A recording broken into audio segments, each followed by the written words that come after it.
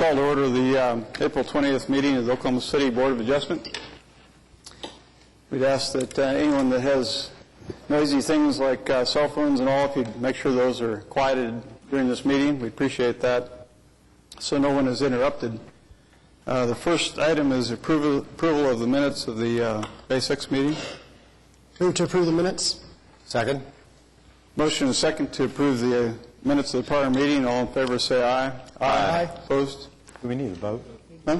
Oh, yeah, we got to use this. That's right. It's new. Yeah, it's approved.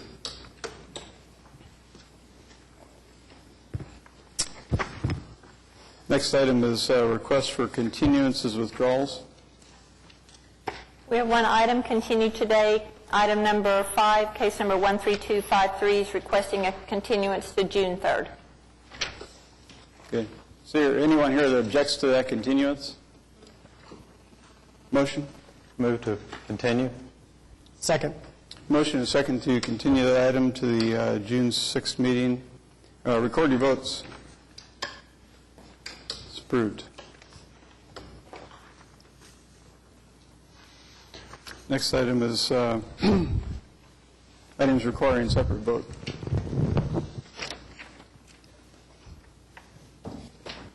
First case is case number 13255, request of Randy and Deborah Thompson for a variance to the minimum 5-acre lot size and the required 150-foot lot width located at 4716 Tanglewood Road. Is the applicant present? Okay.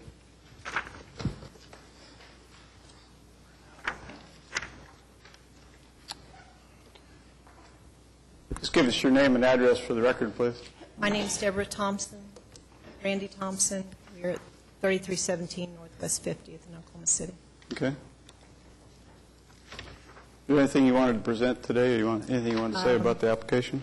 Yes, I'd like to go through the ones that people have written in saying that they had some concerns about it. I'd like to address their concerns to the board. Okay, sure. Okay.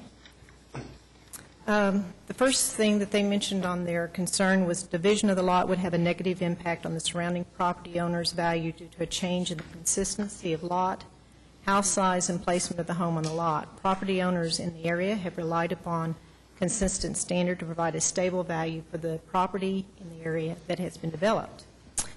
We took a look at the Oklahoma tax records of the current surrounding lots in the Tanglewood neighborhood, which is what we're speaking of, and we came up with 12 that was in our area to this lot that's in subject, and I'll read them off.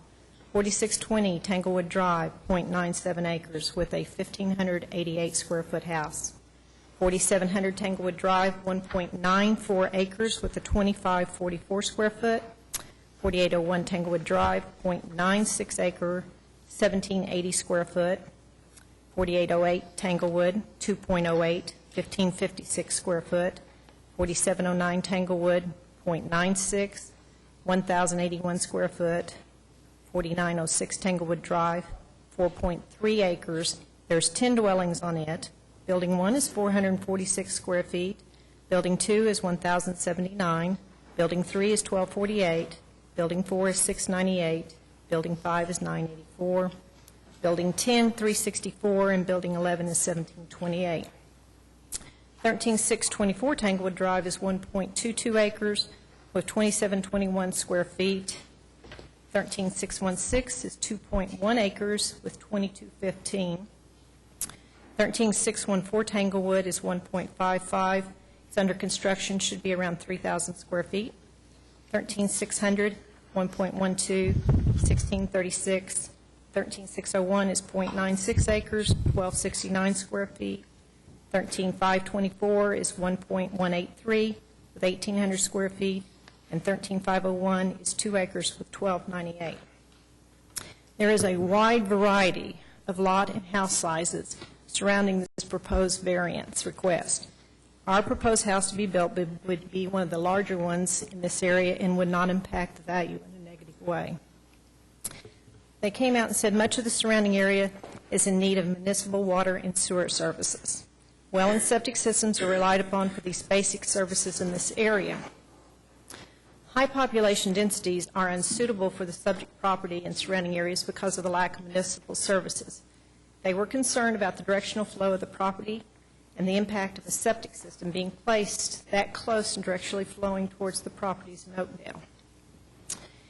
We ask, is there documentation to prove that Oklahoma City is concerned about the water table, and who has identified this from the city that water and sewer services are needed? Unlike Oakdale Farms, Tanglewood properties do not have sprinkler systems nor pools that may be more of a concern to excessive water consumption than an additional house. Currently, there are 2 wells on this property already that can provide the necessary water consumption for the property.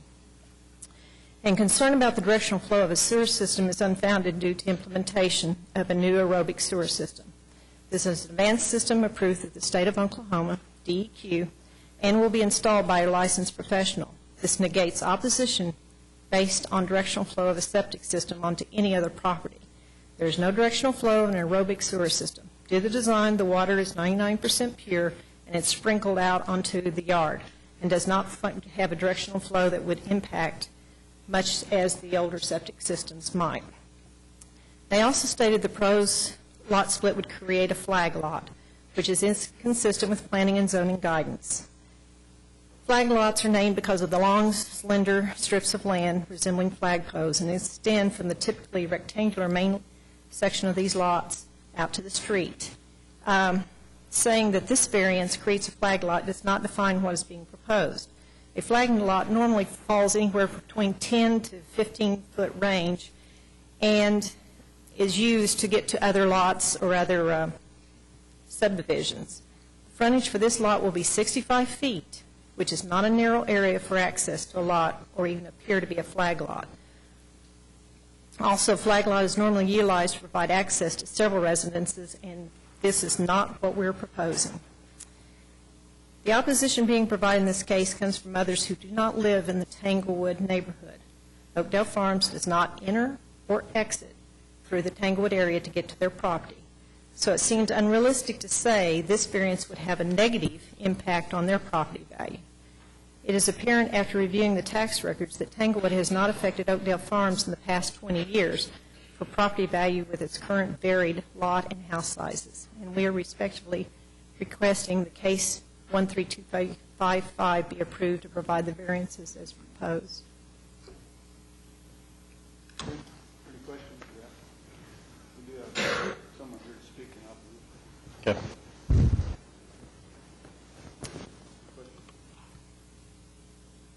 Well, I do have a question. If we have a septic system, what is the lot size requirement for a house that's serviced by that kind of system?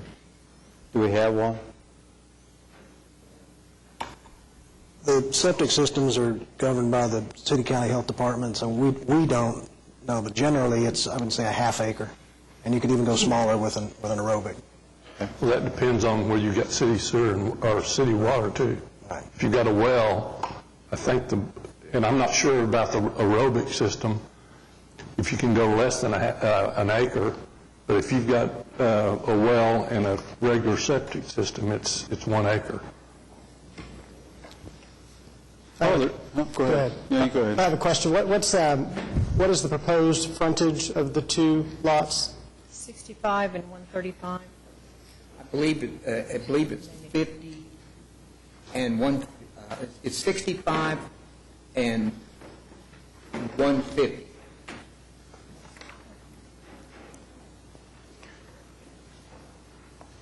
I think I'd be interested in seeing the 0.6 acre tract be increased to at least an acre in size. In fact, what is the hardship to justify the exception? You haven't addressed the statutory standards.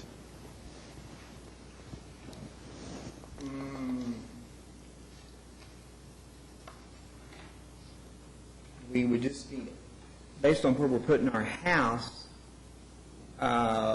we need access to get to it when the smaller portion is off. We could extend the property to Less than the 65.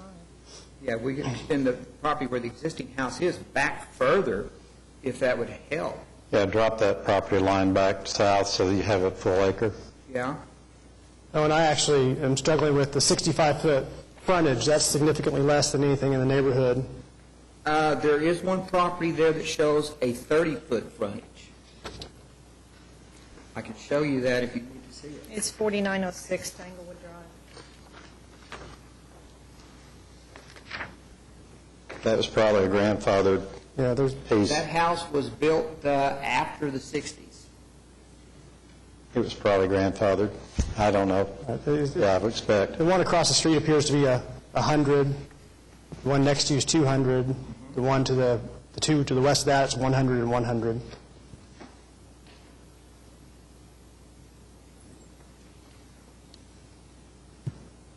But again, there is one that has a 30-foot frontage.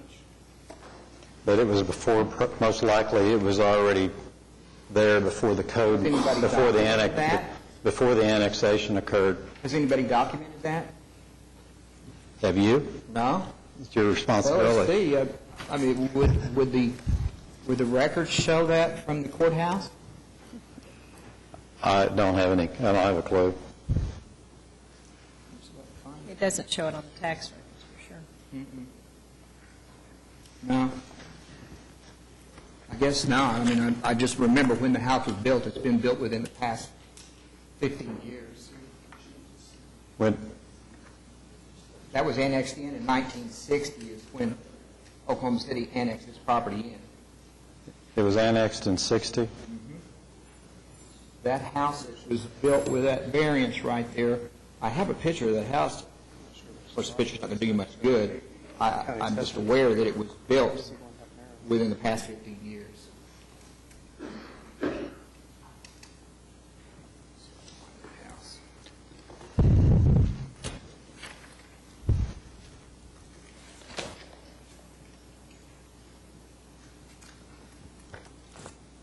I can't remember exactly the lay of the land. How does that, the proposed lot, how does it lie? Does it go to, does it fall to the back or to the front? Front. Falls to the front. Is the reason why you're putting your house back so far so that you'll have room for the septic system in front? No, because the septic system kind of goes to the side. With an aerobic system, you have a whole I understand that, yeah. different system, and it sprays to the front. But it's partially because you have a little bit higher elevation in the back, and also it kind of keeps it more rural looking, more of the rural look, not to be right on the main road. And just the way there are some natural tree breaks in that particular lot that has some great growths of pines that have been there for 20, 25 years. And we're trying to kind of build in around those. Well, we have to meet all four of these statutory standards here. You're familiar with what they are from the staff report, the statutory standards? Roman numeral 3, do you have those on your staff report? Do you have a copy of the staff report? Staff report. I'm not sure. Okay.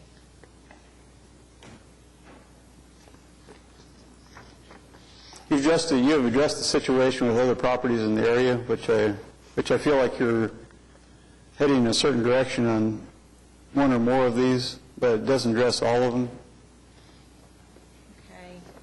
Okay. Well, I think we've addressed A. We do not see this as an unnecessary hardship or for causing any problems with valuation of property. Does not seem to cause a substantial detriment to the public good or the purpose of the intent. Well, this B is what's peculiar about this property as opposed to any other property to grant the variance. Peculiar to the particular piece of property is that we need the variance to the frontage of it in less than 5 acres. And there's a lot of them out there. There's nothing out there with 5 acres except one from the corner, and you may have 8 acres that they've incorporated. Well, it's probably more so the configuration that we're talking about, I imagine. Okay. It's already less than that, so.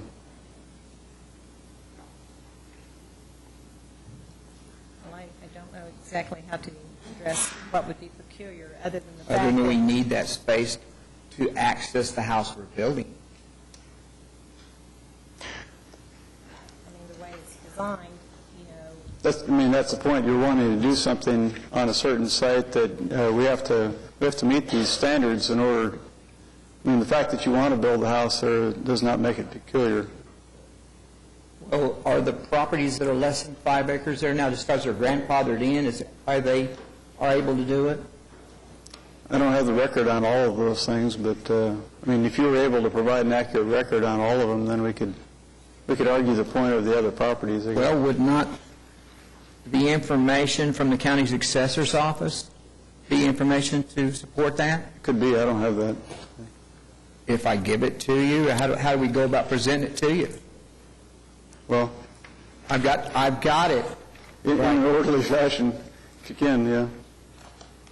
We all have to be able to review the evidence that you're submitting here so that we can... I've got documentation or printouts of each property that we just talked about that come from the assessor's department. Okay. I'll make a suggestion. You may ask for a continuance to the next meeting and then furnish the information you're referring to today to us so that we can look at it in advance of the hearing and maybe be a little bit more informed in order to make the decision. I'm not going to guarantee it's going to be favorable, but maybe we're going to be as informed as you are. And if you could address these 4 statutory standards, in particular, think about it.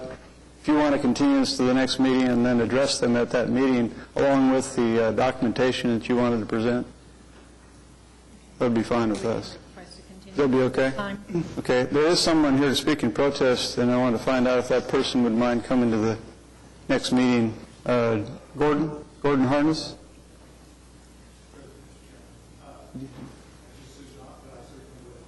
You will? Thank you very much. Appreciate that. We have a motion. One thing I think you also need to look at is increasing the smaller lot to 1 acre, okay? Motion to continue to the next meeting, which is June 6th. Right? June 6th. Second.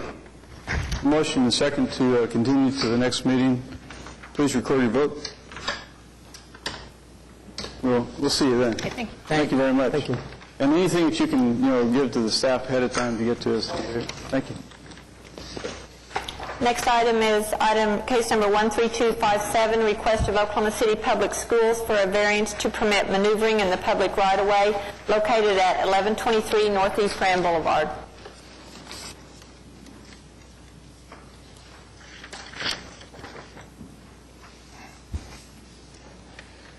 Hello, my name is Terry Pollock. I work for Jacobs Engineering, and I am the one that submitted this variance for the school board. Give us their address just for the... The address of the project is... your my business address. My address Business is address. 1001 Broadway Extension. Thank you. Go ahead. The Edwards School, as all of you probably know, is a MAPS project that's being revised and remodeled. And when we first started the project, Grand Boulevard remained as it is now, as the drawing indicates there, with the 2 lanes, one southbound and one northbound. And at the original inception of this, we had what we were calling a drop-off lane for the children to be put outside and run off of Grand Boulevard, parallel to school, and then onto the property of the schools, then back onto Grand Boulevard right away. In the interim of all of this, Oklahoma City led a project to completely redo Grand Boulevard into a 2-lane road now. Well, what that did was it changed our program here. So the school still needs a means to drop off their children. Right now, the current way they're dropping off the children and picking them up is just stopping just on the gutter line of Grand Boulevard, which is never good. There's a lot of truck traffic as well on Grand Boulevard southbound. So what we're going to do now, what this proposal recommends is is to maneuver within the right-of-way, and that's what the city doesn't fit code. So we're maneuvering in a right-of-way. So what we'll do now, the proposal now, is to use the alignment of the southbound road, because they're not using it anymore. They've moved the whole street to the east, to continue to use that alignment, even though the physical pavement did not work for us grading-wise, so we had to redo that. But to just basically put back another road, another drop-off lane that's 24 foot wide, which will allow them to drive past the drop-off area, park on parallel on one side and drive on past it, and then repave that area, and then come on out, as the details show, onto Grand Boulevard. Okay. Are there any questions? Do we have a motion? Has traffic and safety took a look at this at all? Do you know? Yes. Yeah, they were given a review and didn't have any comments. Okay. They wasn't worried about the traffic coming off of I-35? Move to approve. Second. We have a motion and a second to approve the application. Please record your vote. It's approved. Thank you. Thank you.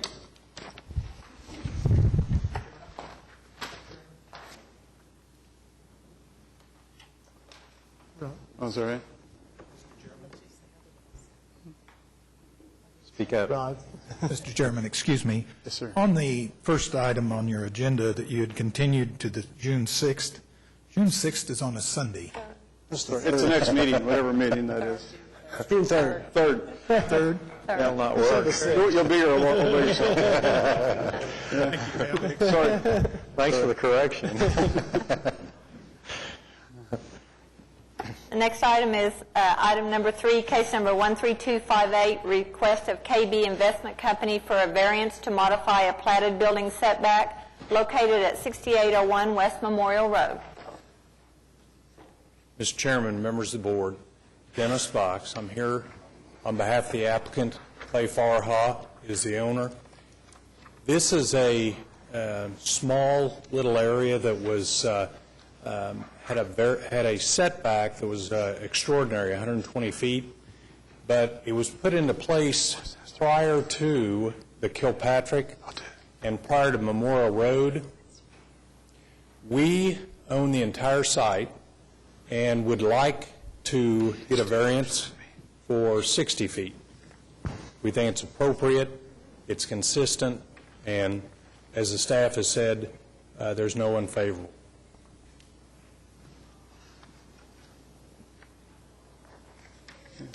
Any questions? Move to approve. Second. Okay, we have a motion and a second to approve the application. Please record your vote. Approved. Thank you very much. Thanks, Dennis. Item number 4, case number 13256, appeal of Preservation Oklahoma, Inc. of the decision of the Downtown Design Review Committee regarding the approval of a certificate of approval for the demolition of 5 buildings located at 300 North Robinson, 135 Robert S. Kerr, 125 Robert S. Kerr, 120 Robert S. Kerr, and 107 Robert S. Kerr. I wish to be recused from case number 13256. Okay. And I have a quick statement. My wife, Dara Wanzer, is an attorney with McAfee Taft Law Firm. She has not been involved in the legal work related to this appeal, nor does she work with the attorneys who are involved in the legal work related to this appeal.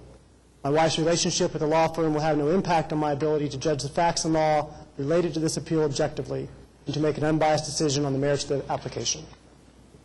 Thank you for that. I'm Suzette Hatfield. I'm a board member. Excuse me just a minute, please. Excuse me just a minute. Sorry. Okay. I'd like to make a statement first, and then we're going to watch the video from the April 8th meeting of the DDRC. The entire video? Yeah, it's not real long. Okay? First, I'd like to thank everyone in attendance today, as well as everyone who has provided written support of their position on the case we're now hearing. This room is filled with citizens who are passionate about what goes on in Oklahoma City and building a better future.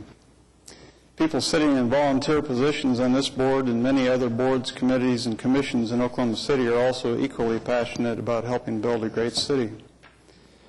On this board, we are charged with rendering decisions on the merit of the case, setting aside our own personal preferences. We may ask questions which appear to support one position or another, but that is for the purpose of fully vetting all aspects of the case. From the outset, we must respectfully insist that the hearing be held with consideration for the fact that there are differences of opinion. This hearing is limited to a determination of whether the Downtown Design Review Committee erred in its decision as appealed by Preservation Oklahoma. The Board of Adjustment is charged with hearing the testimony as well as the information provided from the Downtown Design Review Committee meeting in the case, and we will either affirm, reverse, or modify the decision of the committee. With regards to the procedure for conducting the meeting, the appellant will have the first opportunity to present arguments, and then representatives of the applicant for the certificate of approval will be called upon to present their arguments. When we're satisfied that the arguments from both sides have been aired, we will call upon those who have signed up to speak on the issue. If you have not signed up, you will not be called upon to speak in the meeting. There are obviously sheets to fill out, which we have a number of here. Because of the number of people who have an interest in the case and want to speak, we ask that repetition of similar facts or opinion be limited. We have four board members available to hear the case, as Mr. Austin is recused. We appreciate Mr. Allen being here after surgery because he knows it's important. And in order for the case to be decided today, 3 members must vote one way or another. Right now, we're going to play the DVD. Just take a short while to do that.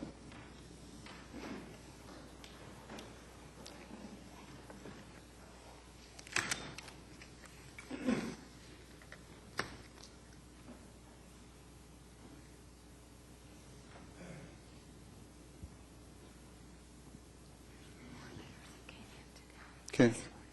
Thanks.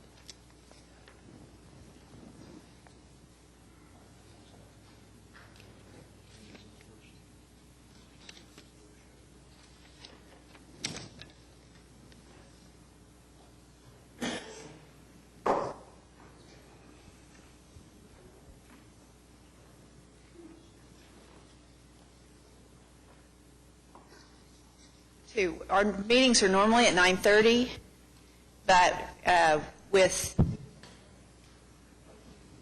the the idea that there are other things involved today that we have to go to, we set it a little bit earlier, and some of the members may not have realized that it was at 8:30. Gigi's 2 minutes away. So how do you want to do that? Okay. Well, we have a quorum right now. I'm going to go sit over here. I thought we didn't. I thought we needed 5, but we only need 4. We're missing. And Loftus.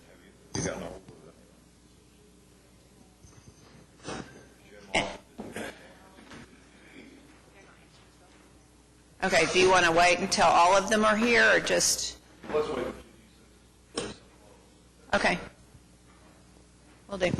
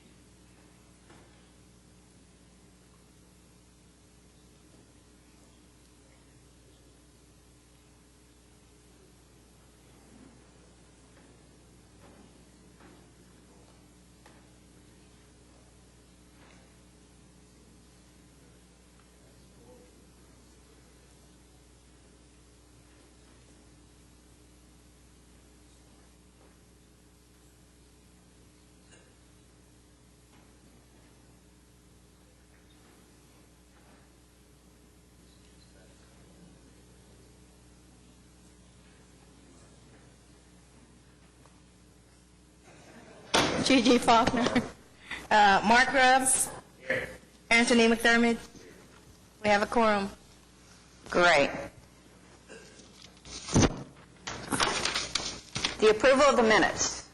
Do we have, I hope that everyone's had an opportunity to read the minutes. Do we have a motion? There's been a request that we amend the minutes to reflect that Mr. Sherman was a adjacent property owner rather than a developer. Okay. Does that work with your approval? Sure. Okay. He's amended his motion. Do we have a second? Okay. That's a Loftus Tannenbaum motion. All in favor? Aye. Any opposed? The minutes are approved. We have no cases withdrawn. We have no cases on the consent docket. We have no continuance request. Cases for individual consideration is 123 Robert S. Kerr. Is the applicant present? Okay. I have a brief statement that I would like to make, just in beginning. I do want to say that we so appreciate Sandridge and the effort toward revitalizing downtown that Sandridge is making. We appreciate the outstanding public-private partnership. I do want to say, however, that when City Council created the Downtown Design Ordinance and this committee, their intention was to place the Central Business District in safe hands and to help guide the future development of the downtown area.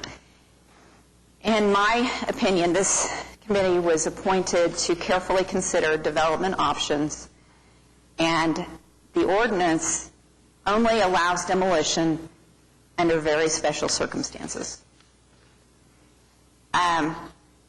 Two things came out in the last meeting which were kind of interesting. Mr. Sherman mentioned that this was a negotiation, and I would like to see a little negotiating going on. In addition to that, there was a question, and I don't know if it's been researched, whether or not bonding this project to assure its completion was a possibility. So I'd like to talk about, within this meeting, what the options are and what options Sandridge would entertain, and even to the degree of phasing the demolition over a number of years so that we see some opportunity for Sandridge to maybe grow into the existing buildings or create some buildings to replace the buildings that are being torn down. So that's my preamble. I don't do that very often, so forgive me. Anyway, so applicant, are you present? You can come forward and state your name, please. Frank Hill, McAfee Taft, counsel to Sandridge, and we can address those questions a little bit later in the meeting. But I would like to thank you all for being here, giving up your time as volunteers, and you do a great job, highly qualified people, and certainly we appreciate and understand your mission. I thought it would be helpful to at least very quickly outline what has occurred since the regular meeting on March 18th, when we presented made a comprehensive presentation of the Sand Ridge Commons Master Plan, and we'll try not to repeat what we've done before. I understand that, and we will try to comply with your order. As you know, we made tours available to the members of the properties on a limited basis, and I think city staff was present. Representatives of Sand Ridge were present to view primarily the buildings targeted for demolition. And then we received written questions from certain members of the DDRC, and we have since responded with written answers to those questions, which I believe have been furnished to you by city staff. So I believe those were furnished on Tuesday by us. We've also received several very strong, I think, letters of support from adjacent landowners, primarily major players in downtown Oklahoma City, including Devon, Mark Befford on behalf of the Oliver Group, and the Oklahoma City Thunder as a tenant at Leadership Square, and of course at Ford Center. I also will tell you that I've had a number of conversations with trustees and management of the Oklahoma City National Memorial. I'm the former chairman, and I'm very interested in the linkage between the memorial and this project. The memorial is the most visited site in Oklahoma from a tourism standpoint, and I'm a little bit reluctant to call the memorial a tourist attraction, but we do get a number of visitors, and as you all know, it's a very peaceful and tranquil site, and it's not a place for children playing or celebration particularly, but it's a very thoughtful site. And so many people come there and just kind of wander about the area and have nowhere to go. And having this wonderful project very close to the memorial provides this, I think, incredibly important linkage on Robinson, which we don't have now. And I think it'll be a wonderful asset to the city of Oklahoma City. The other thing that has happened, you all may have read about the Arena Resources contract that was entered into between Sand Ridge and Arena to acquire another company. It's just evidence of Sand Ridge's commitment to Oklahoma City growth, a dynamic company that is, again, committed to our city, and in particular downtown Oklahoma City. So those are the things I believe that have occurred in the very short time since our meeting on the 18th, all of which are important. I'd like to introduce, you know, most of the members of the Sand Ridge team, but I'd like to at least introduce them one more time. They're here today, and ultimately will be available to answer any questions that you may have. Marcia Wooden and Rick Brown from Sand Ridge, and then the architects, Rogers Marvel, Rob Rogers and Aaron Young, the local architect from FSB, Alan Brown, and then from Lingo Construction Services, Stan Lingo, and Tom Barkley. And finally, my wonderful partner, Myrna Latham, who's helped me on many, many matters. And discussing this with the city staff, we felt it would be the best approach this morning would be just to open this up to questions from you and try to answer all of them. We've made a comprehensive presentation, keeping in mind your questions. Madam Chairman, we'll try to address those as well, but I'd like to really just turn this over to Rob Rogers and the rest of the team really to respond to questions, most of which are related to architectural matters. My understanding is that that you've presented or you have a PowerPoint with answers to the questions that were... We do have a PowerPoint. I didn't know whether we wanted to struggle through that entire okay. I just want that to be, that everyone knows that that's available if you want to see that. Also, I think Catherine Montgomery has prepared some statement of some sort. So we have these resources available to us if the committee decides, and, 2 minutes is long gone. Okay. I hope she's all right. Anyway, so we will open it up to the committee. You guys have any questions right off the top of your heads, or do you want more presentation?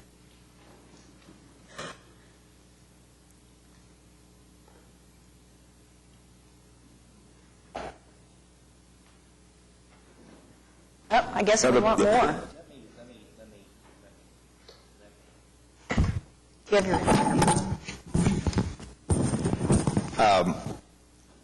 I think it'd help me, maybe the committee, if our staff went over their recommendations for what and more or less what they recommended, and why they did what they did.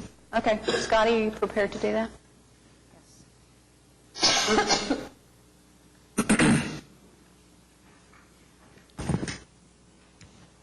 Our recommendation stands as it was last time we met, and that is to approve items 1A, the demolition of the parking office structure at 136 Dean A. McGee. To demolish. Can you be more descriptive as to what that is? Because there's so many buildings we're talking about. Yeah, that's the parking garage that wraps around the north and the east side of the building, the two-story. What they will be demolishing will be a portion of that faces Dean A. McGee on the north. Bob and Aaron, if you see any issues with the description, please jump in there. Approve item 1F, that's demolition of the parking office structure at 120 Robert S. Kerr. That's the building that's immediately across the street. Approve item 2, that's the exterior remodel and expansion to the existing tower at 135 Robert S. Kerr. The installation of a new facade at the south and west elevations of the east podium at 136 Dean A. McGee, and that would be the portion of the podium that faces Broadway, and the portion where the demolition took place on Dean A. McGee, the end of it where the start or the termination of the demolition of that portion of the parking garage, replacing that facade at the point of demolition, replacing the other facade where the India Temple would have been. Approve item 5, construction of a 5-story structure at 120 Robert S. Kerr. And item 6, construct an outdoor seating area, install landscaping irrigation at 120 Robert S. Kerr. Item 3 is approved with condition, item 3, installation of the landscaping, irrigation, hardscape elements, plazas, walkways, decks, and construction of a new canopy at 123 Robert S. Kerr, with the condition that the site improvements for this site are revised to retain and incorporate the existing buildings currently proposed for demolition within the site. You may remember that canopy and walkway will expand the existing plaza area. The canopy will be just to the west and connect to the existing tower, or be within close proximity of it. Our further recommendation is to deny items 1B, 1C, 1D, and 1E, and that's the demolition of the building at 300 North Robinson on the corner of Robinson and Robert S. Kerr, demolition of 135 Robert S. Kerr, which is the infill building between that building and the old YMCA, demolition of 125 Robert S. Kerr, also known as 131 Robert S. Kerr, which is the old YMCA, and demolition of the 107 or 111 Robert S. Kerr, what we now know as the India Temple building.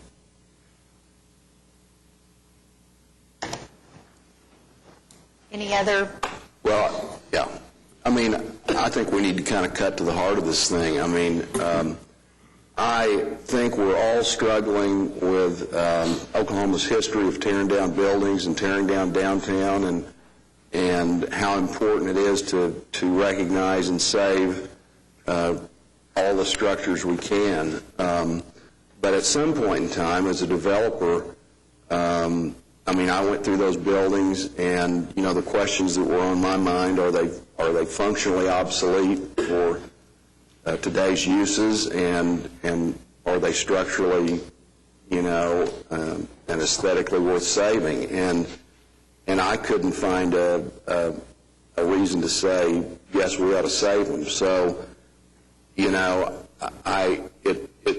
distresses me that these buildings are in the condition that they're in, and I would really like to have some commitment that at some future date, that as Sand Ridge grows, that those areas would be considered to be infilled. But at any rate, those are my comments. As a follow-up, we all bring a different perspective, architecturally, engineering, real estate development. And I developed 3 buildings for multifamily housing rental. But all 3 of them, the Montgomery, the Park Harvey, and the Classen, were going concerns. They were in code. They were functional. In fact, we had to get rid of the tenants in order to gut them and retrofit them. And there is a demand for downtown housing. There's no question. And I originally approached Sand Ridge about possibly doing that with the buildings. They said there was a master plan ongoing and whatnot. And the 2 things after the tour struck me. There is no economic way to retrofit those buildings in any way, shape, or form. You might not have to tear them down. They might just fall down. You own them. You're paying a lot of money just to keep the door open. And they're dangerous. They're structurally not sound. There's no way that you can spend enough money to convert them to office, to residential, the ones I saw. Also, at night, and we're all trying to make downtown alive and well, 724, Worktown, Arts District, Automobile Alley, that quadrant of downtown is dead, absolutely dead. And we need some more life, and if we're really going to accomplish the goal of having a vital downtown throughout every quadrant, and that's kind of in the middle of everything. I mean, if that was turned into what the commons that you guys had proposed, it would be the last link, and it would tie it all together. The problem is sacrificing the urban nature of Robinson and Broadway and those terrific buildings from the outside, but once you tour them, like I said, they might have to just fall down by themselves. So from a developer perspective, I don't believe in any way, shape, or form that any kind of economics would work to retrofit them to anything. So that's just my perspective. As far as the bonding idea, you know what? That's not our business, in my opinion. That's just not what we're here for. If I'm a developer, I take the risk, I get involved in it, and I know Mr. Humphreys came up with the idea, and it kind of sounds great, but I don't think that's under our purview in any way, shape, or form. But that's just my thought. And if I was a developer and I'm going to go spend all this money with these fine architects and engineers and trying to run my business, and someone wants me to bond something that I'm going to have to take a risk to do, I just don't see that as part of our discussion. Okay. Just a point legally on that, I don't think that we have any authority to require that. Yeah, I mean, that's ordinance. way out of bounds. Okay. Mr. Loftus? Yes, Scotty, I was wanting to go back to the rationale for, I think this goes back to our ordinance some way, and I was wondering if you might spend a few seconds enlightening us as to exactly where it is in our ordinance or whatever that we get these recommendations for demolition. You could paraphrase it if you want. I think you probably know this by heart. Right now, our ordinance charges us to preserve and restore historic features. It also charges us to create an urban environment, which would include street walls and the enveloping of the pedestrian area. Can you give an example where a street wall would be really important? I mean, just aside from all the way around the site, I mean, just... Well, the street wall defines the city, because that's made up of, that's what defines an urban environment, is having buildings on the street and enveloping the pedestrian space. It gives the walls to that pedestrian area. It also provides the height and the interaction between the pedestrian and the building itself by having them placed on the street. Thanks. Any other questions, Jim?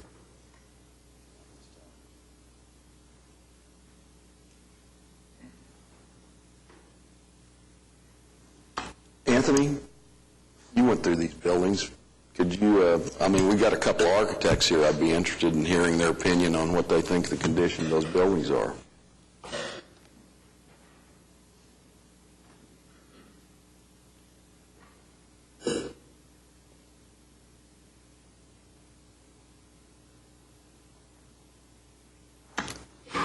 No. You're not going to respond? Well, I'll respond to that. I felt like they were very solid, and demolition could be very difficult. However, I do bow to Mr. Tannenbaum, who has a calculator for a brain, and he does, it's true, and he is very savvy, and so are you, Chuck, as far as understanding the financial feasibility. I am more concerned with the idea of creating an urban place and not so much the rehabilitation of those buildings. I don't feel like we necessarily have to bring the facade back on the Indian Temple, but it was a pretty cool building. I mean, it has nice views of what's going to be a beautiful park, and it's, so I don't feel like it's a goner at all. It does have some additional support that was thrown up in the basement. That's wood structure that was put in there when they put some kind of special load on the floor. And I think that's probably addressed in the questions. I didn't find it, but Rob, do you want to address that at all? The structural stability of you're referring there's some shoring in place because there was visible deflection in part of the slabs. This is in the Indian Temple building. Right. The guy that walked us through mentioned that there was some other loading. Yeah, there was some. I think they were storing files or something like that, which in the end is probably indicative because you also may have noticed there's a sort of braided wire. It's not a traditionally reinforced slab. So if we tried to look at that building for any kind of contemporary commercial loading, it would be incredibly substantial upgrades. As you know, the building was raised in elevation, once already during its sort of life. So we would be looking at, a sort of massive structural replacement to get anywhere close to current live loading for commercial loads. I'll be frank, and we haven't looked at it as a residential property as part of the corporate environment for Sandridge. That just doesn't meet their mission in any way. They're not a residential building apartment developer. They're a corporate entity. And so when we looked at those things, we had Stan Lingo go through, do examinations. We talked about what kind of effort would be required and even the testing of all of those slabs to begin to discover where the wire, braided wire reinforcing has deteriorated and where it's not, becomes a giant leap forward just to even find out what you could do. So I would say structurally it's probably among the least stable of all those buildings in terms of accepting new loads. I think that's the one I'll refer to the questions, but that one was gauged to have somewhere between live load capacity of 25 to 40 pounds a square foot in various areas, and that's prior to testing for the degradation of the braided wire reinforcing. So it's kind of the hardest lift in a long way. It's like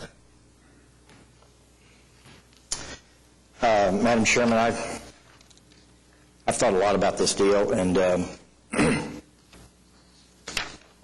I should have probably prepared an address, but all I have is a series of rambling thoughts. Good. Which may just be of no consequence at all. I look at this thing from the perspective of what I think our charge is, and then I look at it from the perspective of having spent 40 years practicing architecture in the city. I look at it from the perspective of having served as the first architect on the National Review for the National Register Committee at the state. And we put 3,000 buildings on the National Register while I was on that committee.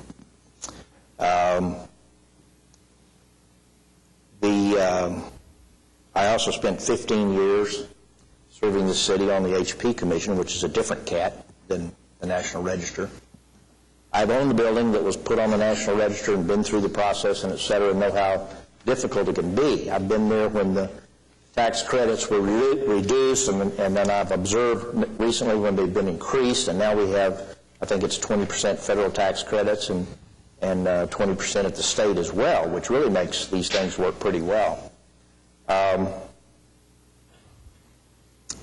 From the planning side of this thing, I would like to go over just a brief bit of history that I know because I lived it. In the early 70s, when we were designing the Murrah building,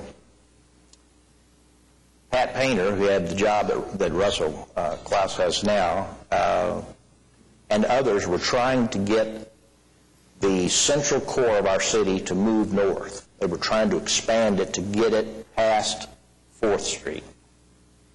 And one of the parameters for doing the design of the Murrah building was to do what we could within that 1 square block to expand this thing to the north. And it's one of the reasons why we put the building on the north end of the site. And frankly, I went to smaller footprints of the floors so I could get a higher building so that it became a mid-rise. And with the thought that, if we could kind of get this thing moving to the north, maybe we could expand and keep on going up 6th, 7th, 8th, get up to 10th, maybe up to Heritage Hills at some point. That was 1972. We were getting ready to get a one-way circulator on 5th Street and 6th Street, which was going to tie to a thing they called the Broadway Extension. It was a great idea. We all just loved it. We were also getting our streets widened because we were going to become a city. Instead of 500,000, we're going to become a city of 2 million. And so we got all our streets widened out and got everything rigged up for this 2 million city. And today we're 525,000, 550, let's say 550. And today we're saying, hey, these streets are too wide. We need to narrow them down. We need to come in here and do this and do that, and et cetera. So we did that. It's my belief that from the planning side of this thing, that these buildings have been available for development of sorts for a long time. And I believe Anthony was part of a group that looked at doing some housing in the thing. That didn't work out because of timing or whatever. He may be thrilled to death today that he didn't do that deal. I don't know what his feelings are. He can comment on that. But I think with regard to the planning side of this thing, we're still a city of 500,000 people. We do have suburban edges in this thing. It would be wonderful if we were New York City, but if you go to New York City, you also see all sorts of little surprising parks and open spaces and things that make that place the wonderful place it is. From the plans I've seen, these people the Sandridge people are proposing to do a very nice addition. It'll be a different kind of park than the Myriad Gardens. It will be within the urban context, but we're going to have to give up some things to do what they would like to do. From the marketplace, which is another perspective I like to look at because I think it makes sense if you're asking people to do something to make sure that the marketplace works for it. I think the fundamental uses for our downtown are office and residential.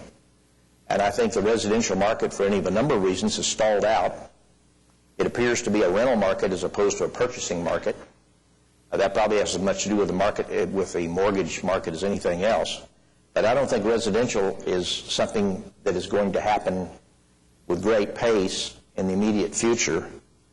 And then when you talk about the office side of things, we're all thrilled about the Devon 50-story high-rise. We're thrilled about it. Now, the reality is it's going to pull all of Devon's people out of other office buildings in downtown Oklahoma City. And that's going to create a vacancy issue that's going to be a serious issue. We read in the paper this morning where the One Bell Central project, I call it One Bell Central because when we worked on it, it was One Bell Central, is up for sale, and there's a substantial amount of office space there. So to ask people to take an old building and refurbish it beyond what they're going to do with the Braniff building, which I really think is a gift to the city, for them to come in and take the Braniff building, because nobody else has ever done it. I've sat here for 40 years and watched it, and it didn't happen. So I think for them to come in and take the Braniff building, bring it up to National Register standards, and create a park and do what they're talking about here, I think is just awfully nice. And then from the historic preservation standpoint, in touring the buildings, they've been horribly neglected. They've been horribly altered on the outside. In many cases, there is no exterior facade existing, and what's there has been butchered. That's not to say you couldn't come in there and redo it if you had a loving, caring heart for this kind of thing and a use to make $1 out of the deal. But they sit there for a long time, and nobody's ever been able to do that. They just sit there. And maybe it's because I had a birthday yesterday and I'm looking at things with a shorter range of views. But I'm ready to see some of this stuff improve. I'm ready to see the city move forward. And so the perspective I'm taking on the thing is what is best for that area, how much joy could it bring to the occupants of our city. And if Sandridge is willing to do it today, I say, let's go after it.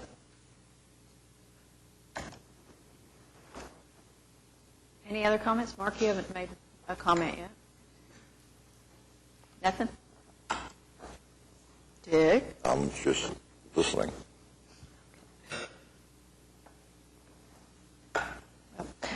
I will speak. I apologize to the committee and to the applicant for my lateness. I actually spent so much time reviewing this that I neglected to see 8:30 instead of 9:30. So my apologies. I would like to thank Mr. Loftus for his comments. I think they're well thought out on a lot, from a lot of different perspectives, and they echo much of my own thinking. I think it's of great concern to us when we talk about tearing down buildings in our city, and it is, in fact, in this situation, I just think grievous that those buildings are in the condition that they are in, and in my mind, not either economically or market-wise feasible to renovate at this time. I do agree that the residential usage is going to be very latent in all of this, and I don't see any real potential market-wise for that at this time. Excuse me, I also failed to mention retail, which I think I've been involved heavily in that over the last 30 years, trying to get major retail in downtown Oklahoma City. And it's a very difficult thing to pull off, to the extent that I just don't know. We were involved with the Forest City group trying to do one more last stab at Galleria, and we got involved in all the big department stores with what their requirements are, and I just think it's a tough thing to pull off. I think a boutique retail thing will continue to work, restaurants, et cetera, all that works well, but major retail is just not in the cards, I don't think, here again in my lifetime, so, as a use. Wouldn't it be great if it was, though, Jim? It would be great if it would, but it's just not there, in my belief. One more question for Scotty. I think when I asked you the question about the city wall that you're describing, is there a location that it would be best, other than just... It's particularly important along the arterials, like Broadway and Robinson. That's where it makes the most impact. Is there anything in the plan that would provide that kind of an illusion of that wall, or Rob? Not in the proposal.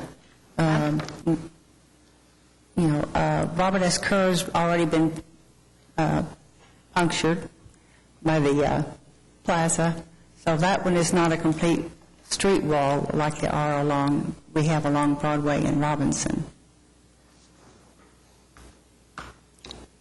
And one of the reasons we were able to recommend approval of the demolition of 120 is because they offered a replacement that still maintains the street wall.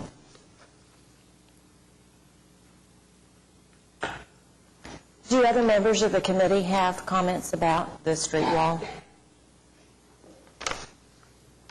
let me ask you, from a design standpoint, is there a way to accommodate what she's talking about in terms of some kind of a wall or whatever to create the illusion of some urban density that is on everybody's mind? It kind of comes to the heart of it, because density is a fact, not an illusion. And, you know, in preserving the Braniff building, we're trying very much to maintain that important building, that piece, and actually, to Mr. Loftus's point, Sandridge understands they're going to have to subsidize the retail in that ground floor, but that can be done as part of a bigger picture.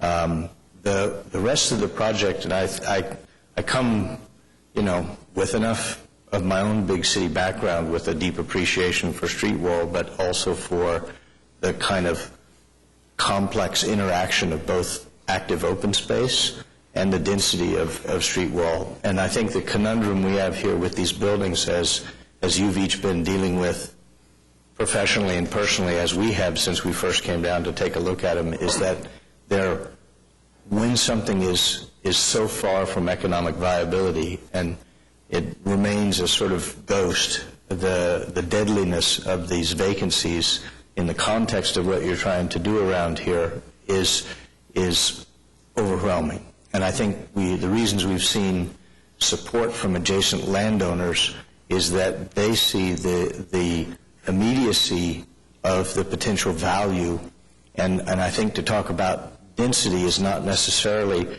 how much can we accomplish on the Sandridge site, but how much can we accomplish in the bigger picture. And if we can increase the capacity of all those buildings around by removing a few that are not economically viable, I believe that's where it is. And so for us, the conversation of the street wall has moved from that of the generic, which I would be a total supporter all the time, to that of the specific, which is how do we deal with it in this particular situation. I guess one of my concerns is those adjacent property owners, and what is our response when they come to us and they say, we own two buildings in the next block. One is a 5-story building and one is a 4-story building, and we'd like to tear down the 4-story building and do a park. Madam Chairman, it's each individual case on its own. You have to inspect it and look at it differently.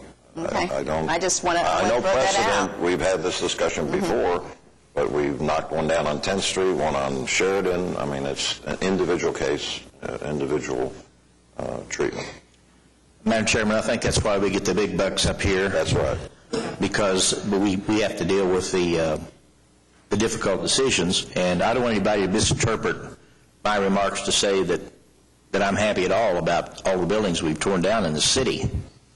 And there have been a lot of people blamed down through the years for why we lost the Baum building, why we lost any of a number of buildings, and some of the trade-outs we made. I mean, we were promised a 5-star hotel for the Baum building. We didn't get it. There have been a lot of things in the past that were difficult, but I think in this particular case, I think the trade-outs, that's what you got to look at here. The canyon walls, or the terminology we use to describe we're going to lose some of that. But it's a trade-out for a $35 million rehab, historic preservation rehab for the Braniff building, which is one of our celebrated in the past companies, and getting some life brought to this area. Frankly, this area has been rather dead in our downtown, and I think the life that's created here could create some other developments around the perimeter of this thing. So, but I don't worry about precedent. I mean, we can't worry about precedent on this deal. Okay. Not for me. I want you to stand up for that. Madam Chairman, I move to approve all of the items requested by the Sandridge Commons. I do need to ask a question about the items and their completeness. Do we have, at what level are we approving or voting on this? Final approval. Final approval. Do we have all the design information that is required? You have what was provided to us. If you need more, they could possibly walk you through some questions you might have on some of the materials, or we can get additional information from them and forward to you. Madam Chairman, we're supposed to get a second before we go into discussion. Do we have a second? That was Chuck Ainsworth.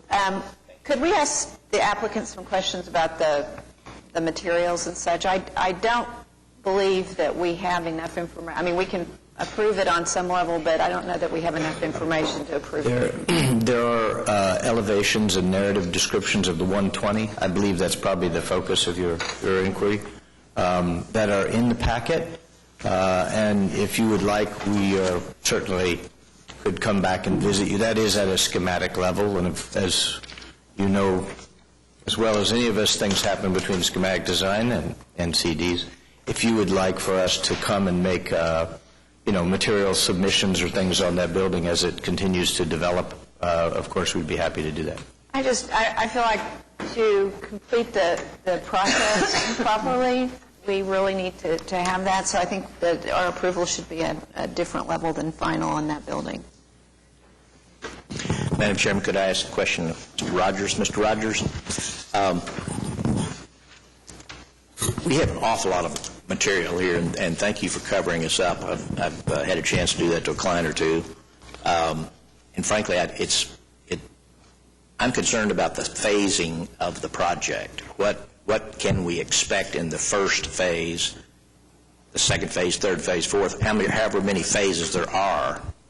And what we're approving today, I think, clears the ground for all of the phases, I believe. Is that correct? There's 3 major phases that are in the application today, which is the demolition of the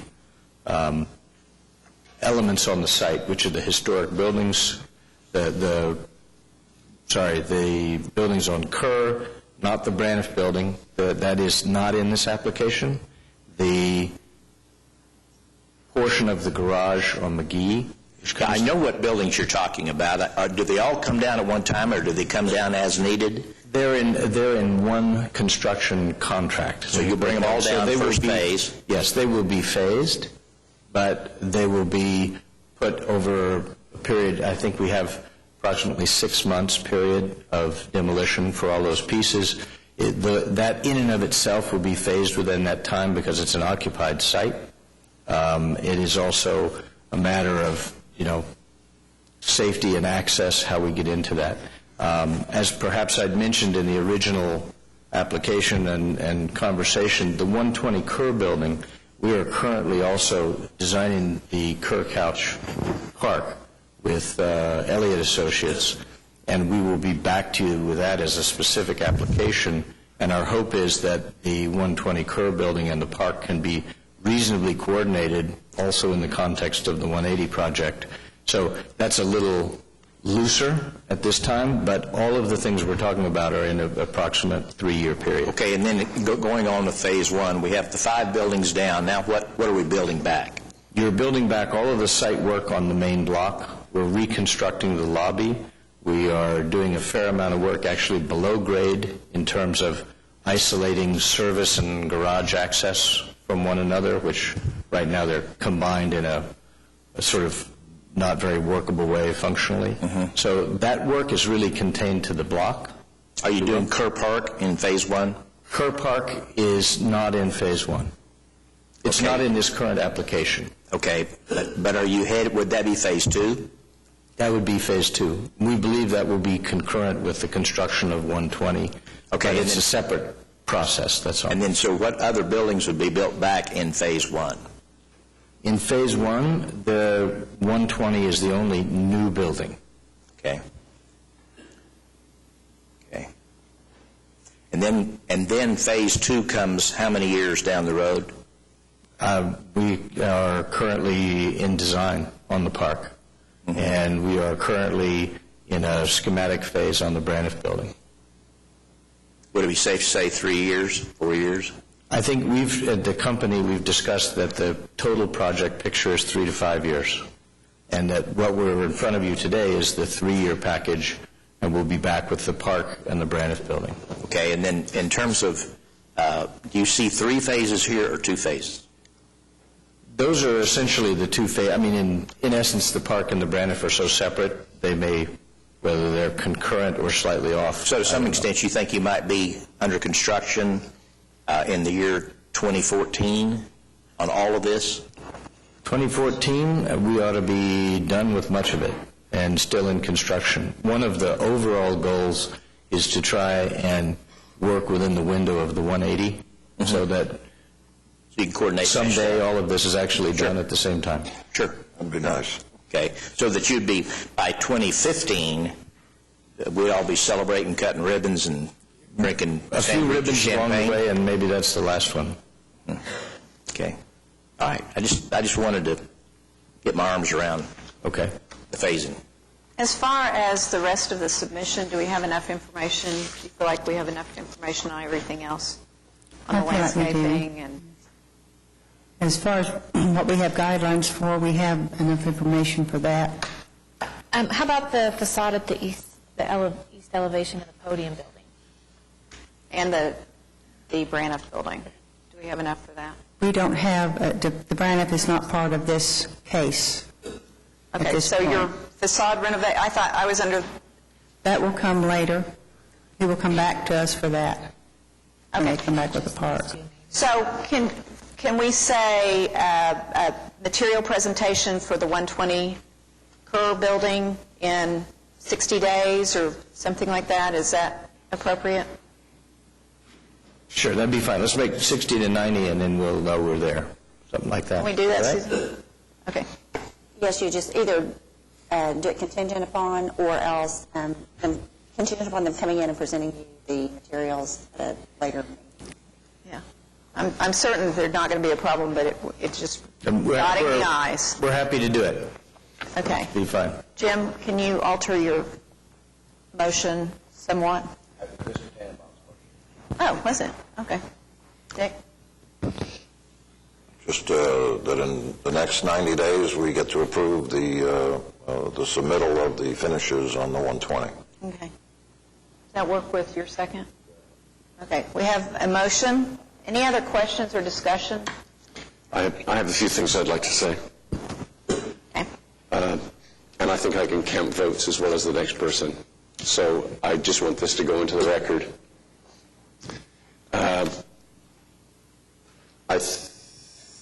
Many of us are on the shoe, have been here for many, many years, and many of us have invested a lot of time and energy and effort in downtown Oklahoma City.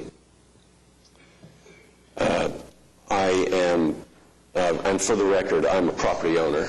I own 415 North Broadway, and any investment on the Sandridge campus will inure to my benefit as a property owner. I was also part of a development group that came very close to owning most of these buildings in question, and I have an opinion on the value of the buildings, which I'll express at the end of my remarks. In 1990, I bought a 1970 Dodge Challenger that was for a little bit of money. And over the next 10 years, I invested money into that car that is now worth a lot of money. In 2000, I bought the building at 415 North Broadway for $19 a square foot from Meg and Chris Salyer, and now it's worth a lot more than that. I think that some of us on the shoe feel that we will have blood on our hands at the end of this decision. I have seen a lot of terrible mistakes made in this city from an urban design standpoint in my lifetime and in my history here in Oklahoma City, as well as the period before my arrival here in Oklahoma City. I think that some of us on the shoe fear that we're going to be part of that legacy, and we have all seen the promise of great open space, and we've all seen the failure of open space in the urban context. There are two projects in recent history which have saddened me from an urban design perspective, and they have been approved. by this group. There are political and economic realities in the city which I think have driven this city in the past and will continue to drive this city. And I think that will be reflected in the vote here today. I also, and that's the end of my remarks, but I would like to say this, in terms of all of these buildings, I think that 135 Robert S. Kerr, which is also known as the Kermack Building, has value. I think it has value from a historic perspective. I think it has a value from an urban design perspective. And I think it also has value as a structure. I think I'm intimately familiar with all of these buildings. And I do think that 135 Robert S. Kerr has value on several levels. And I am going to be disappointed to see it go. But that being said, I also can count votes, and I'm a neighbor of Sandridge. I want to be a good neighbor of Sandridge. I understand that they're going to invest a lot of money in my neighborhood, and that's all positive. So, Madam Chairman, that concludes my remarks. Thank you. Any other remarks or discussion? Let's vote. All in favor? Aye. Hand raising? Okay. All in favor indicate by the raising your hand. I can't do that. Any opposed? You have passed. Congratulations. We'll see you in 60 to 90 days for the materials. And we look forward to seeing a wonderful project. Thank you all very much.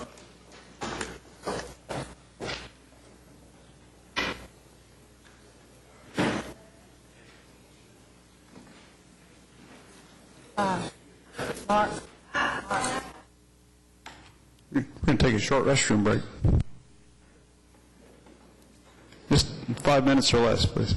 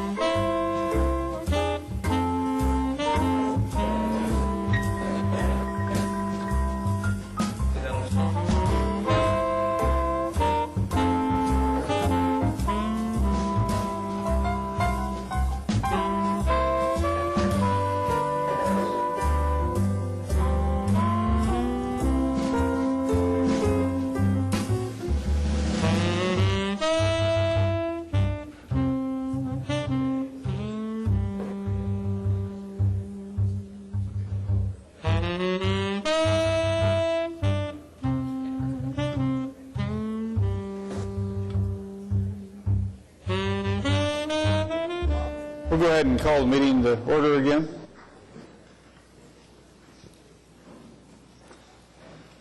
And we'll now hear from the appellant. Thank you. Give us your name and address, please. I'm Suzette Hatfield. Pull that down a little bit if you want to. Suzette Hatfield, 833 Northwest 15th Street. I'm a board member with Preservation Oklahoma. Okay, thank you. I want to thank you for hearing us today, and also thank you for playing that DVD. It brought it all back fresh, the pain. But first, I'd like to say this appeal is not about Sandridge. It's about Oklahoma City. And we welcome the company's residents and investment in downtown. We love the Thunder Banner. We didn't have any trouble seeing it. And we love their support of downtown. And when Sandridge's best interests coincide with Oklahoma City's, that's optimal. That's what we want. But we are troubled that parts of their plan do not work in Oklahoma City's best interest.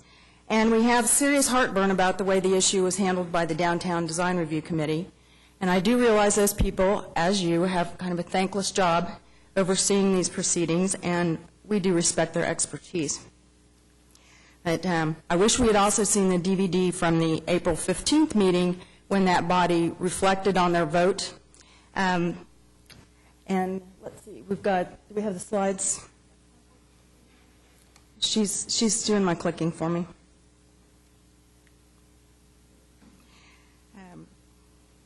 Numerous comments were made in that meeting by members of the DDRC to indicate that they think departures from their ordinance are their usual business and that they may authorize variances. And there it is. You can read it for yourself.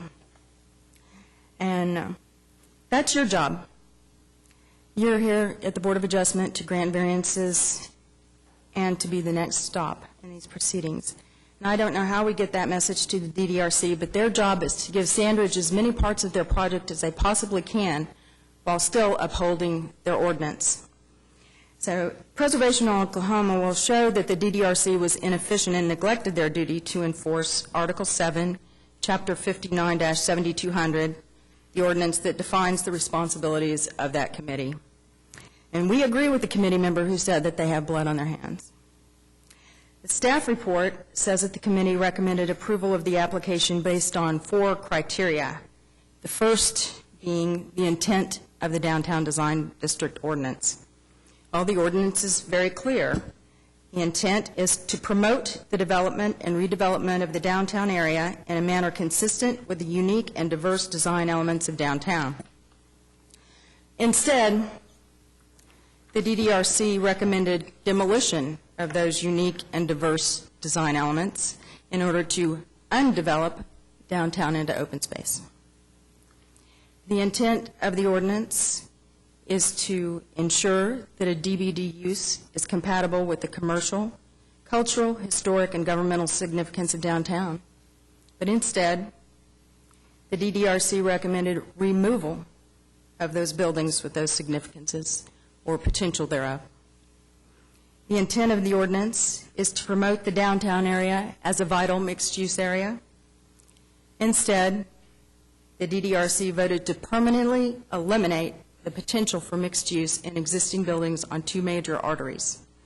And these are arteries identified by the City of Oklahoma City for enhancements to the pedestrian experience. The intent of the Downtown Design District Ordinance is to enhance existing structures, preserve and restore historic features and circulation patterns in the downtown area. Instead, the DDRC voted to destroy the existing structures, scrap the historic features, and alter the circulation patterns. So this committee went 180 degrees from their mission. The second criterion on which the committee based their approval was that the buildings are structurally unsafe. Well, are they? The DDRC asked Sandridge if there were structural engineer reports addressing the structural integrity of all the buildings proposed for demolition. And the reply was, to our knowledge, there is an existing structural engineering report for only one structure, the 107-111 Robert S. Kerr building, which is the India Temple. That report was received by Kerr McGee September 3rd, 1987. And they said all other buildings have been visually surveyed by a structural engineer retained by Sandridge as a part of the scoping process undertaken to determine the viability of reuse for corporate needs. So no current due diligence on the structural integrity of those buildings at all. And we have a little problem with the way the tours were done. Pairs of members of the DDRC toured the buildings in the company of Sandridge personnel in order to avoid quorum and to circumvent the Oklahoma Open Meeting Act and notice requirements. Now, we have no way of knowing, and we're not alleging, that there was undue influence applied to these members, but the body did avoid the sunshine intended by the Open Meeting Act, and we find tours conducted this way to be contrary to the public good. Due diligence for demolition should go far beyond a guided tour with the applicant's representatives and perusal of their photographs of cracked walls and damaged window openings. Since no true investigation of structural integrity of the buildings has been done, it's inappropriate for the DDRC to approve demolition based on safety. The city has not declared these structures to be dilapidated, and if Sandridge truly believes that these buildings are just going to fall down on their own, then they should petition City Council for a declaration of dilapidation, and then their demolitions will be a slam dunk. And there is nothing in the ordinance authorizing the committee to make determinations of structural integrity based on no evidence. The third criterion on which the committee based their approval was that the structures are functionally and aesthetically obsolete. Well, are they? Well, just as with the structural condition of the buildings, the functional and aesthetic obsolescence has not been evaluated, and no due diligence has been done on that either, including removing the various claddings, rehabilitating the facades. None of that has been explored by the applicant. There have been many buildings across Oklahoma and the nation with slipcovers similar to these that have been successfully restored to their original appearance, often qualifying for state and federal tax credits for certified rehabilitation, covering up to 40% of the cost of the work. There's a lovely building at 1 Park Avenue that was once thought by some to be functionally and aesthetically obsolete. Now, just because the existing configuration of the buildings does not meet Sandridge's immediate needs is not justification for demolition. Moreover, you won't find these criteria listed as a basis in the DDRC ordinance either. The fourth criterion on which the committee based their approval was that retention and restoration would not be a viable option. Now, I challenge you to look at the ordinance and find economic viability in there. You won't find it because it's not in there. Words like "as a developer," "in the marketplace" do not belong in the discussion leading to the vote on this project. They are not part of the ordinance. And when you watched the DVD, you saw that most of the discussion centered on this topic, which is out of the purview of the ordinance. The applicant has made it clear they have no interest in using the buildings, whether feasible for their office needs or not, so they haven't proposed any alternatives to demolition. Those buildings have not come on the market in our lifetimes. They were under the control of Kerr-McGee. Kerr-McGee obviously saw worth in redeveloping them because they put a group together to do that. And then this article appeared in the paper in 2005. We have extra copies of this if anybody wants a print copy. But it says that while Kerr-McGee owned the buildings, many offers came across the table. And we think that that would be the current case as well. These are important buildings that should be redeveloped.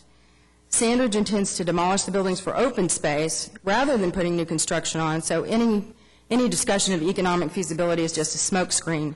Demolition is not an investment in Oklahoma City. And there is no requirement to rehabilitate the buildings immediately. We're not asking for that. We just ask that if Sandridge has no immediate use for them, that they just be good stewards of historic buildings and leave them standing and in reasonably good condition until someone else can use them.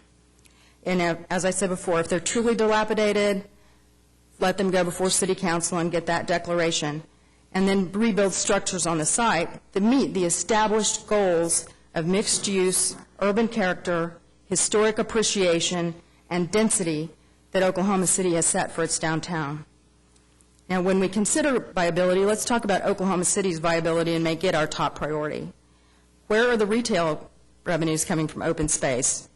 Where are the dining revenues coming from open space? What about entertainment? There aren't any. Creative redevelopment is always more challenging than demolition, but it's certainly the best option for the city based on a number of plans and studies adopted by the city. The DDRC also relied on two critical bits of misinformation in approving the project. The applicant stated to the committee and continues to state this opinion in the letter which you have in your packet, which is Sandridge's May 12th letter to Katie Friddle. They said that they have met with all levels of city representatives, including the city's planning department, over a 1.5-year period as part of the process of formulating a master plan. Well, yes, they did, but they used that in their slideshow as a selling point and want us to infer that by working that long and that hard with city staff that they had a special blessing from city staff. But in fact, when you go back to the planning staff report, that planning staff that had been working with them for so long rejected these demolitions. The applicant also misstated the opinions of Bob Blackburn and Malvina Heisch of the Oklahoma State Historic Preservation Office, the SHPO, saying that historic buildings on the site, and I'm quoting, are ineligible for listing on the National Register and, unfortunately, are well beyond the point of any meaningful restoration or preservation efforts. This is not true. The SHPO did not say that and would not say that. We'll address this in more detail later in the presentation, but there is a question and answer document in your packet that clarifies the position of the SHPO, and Jonathan Poston, who's here for the National Trust today, will talk about the eligibility issues. And finally, there was a fatal procedural error committed by the DDRC. This committee approved multiple demolitions with one vote. This is a violation of Article 7, Chapter 59-7200.1.c2. The ordinance clearly states that the Downtown Design Review Committee shall review and issue certificates of approval for the following, and then when you go down to point B, it says demolition of a structure, one structure totaling 20,000 gross square feet or more, except structures that the City Council has declared dilapidated and approved for demolition. It's clear that the ordinance intended to limit demolitions because a singular approval is required again in 3C for smaller buildings, while the committee is granted authority to approve multiple new constructions in the same certificate. It's clear that the drafters of this ordinance wanted to put a governor on this committee. They didn't want 1964 to happen again. Now, we would like the ordinance enforced So we're asking you to deny the application for DTCA-10-016 and to ask Sandridge to submit new applications for each demolition.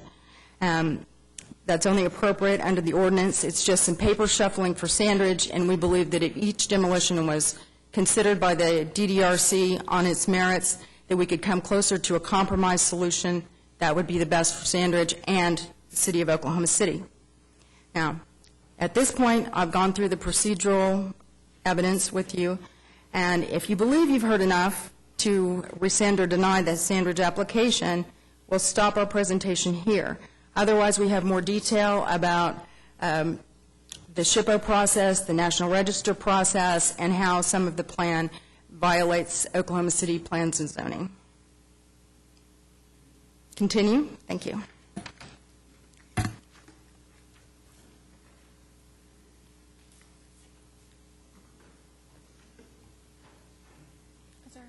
Are our slides going? My name is Katie Friddle. I'm the Executive Director of Preservation Oklahoma. Do I need to give address? That's okay. That's okay. We're past it. I wanted to state that I am a native of Oklahoma, grew up here, but prior to my work with Preservation Oklahoma, I was on the staff of the Landmarks Commission in Boston, Massachusetts. So I'm well aware of how these types of city boards and commissions and committees operate and the challenges that they face. We have a great deal of respect for the work that they and their staff do. However, we feel that this issue has not been properly addressed. The project proponent has relied heavily upon some quotes from the Gazette from Dr. Blackburn of the Oklahoma Historical Society to dismiss concerns about the historic buildings on this site and to suggest that the buildings are not structurally, functionally, aesthetically, or economically viable. However, their information misinterprets the level and type of review conducted, misuses several preservation concepts and terms, and completely disregards multiple city plans and ordinances that call for preservation. Preservation Oklahoma has a close working relationship with Oklahoma Historical Society and the State Historic Preservation Office, and we have the utmost respect for Dr. Blackburn and his staff. We are not arguing with their assessment of the eligibility of these buildings for the National Register of Historic Places. However, it must be understood that the State Historic Preservation Office determinations are based on architectural and historic significance and integrity, which is not the same thing as structural integrity or economic viability for redevelopment. The State Historic Preservation Office assesses buildings in keeping with strict federal criteria for eligibility on the National Register of Historic Places and does not hypothesize about building structural soundness, nor does the State Historic Preservation Office advocate for preservation or demolition of buildings outside of its regulatory responsibilities, which only address federal undertakings, not private developments and not city review. A few key points that have been misunderstood and are further clarified as well in the State Historic Preservation Office responses that were included in your packet, and I'll just briefly go through a few that we feel are particularly important. First, buildings that are currently not eligible for the National Register can become eligible. Just look at the Arvis Bank building in Bartlesville, shown here, and the Wells building, and that's a before and after, obviously, and the Wells building in Sapulpa, both formerly covered up with modern recladdings, similar to the buildings in question with this application. These buildings were rehabilitated using state and federal tax credits and now are part of the National Register districts. Next, the feasibility of rehabilitation. Evaluating these buildings by the State Historic Preservation Office for the National Register eligibility does not include things like economic feasibility or completion of a structural engineer's report. National Register eligibility addresses history and architecture. In an email to a Sandridge representative, State Historic Preservation Office staff explicitly states that questions about remedies for structural issues can only be answered by the architects and engineers involved. She goes on to state that structural problems are often corrected during rehabilitation projects for the federal and state rehabilitation tax credits, and that it all comes down to the owner-developer's decision about financial feasibility. And just for clarification, these are all points that were presented in the first hearing on March 18th and weren't really addressed in the hearing that we just watched, but I'm assuming you all are familiar with the full application that was presented.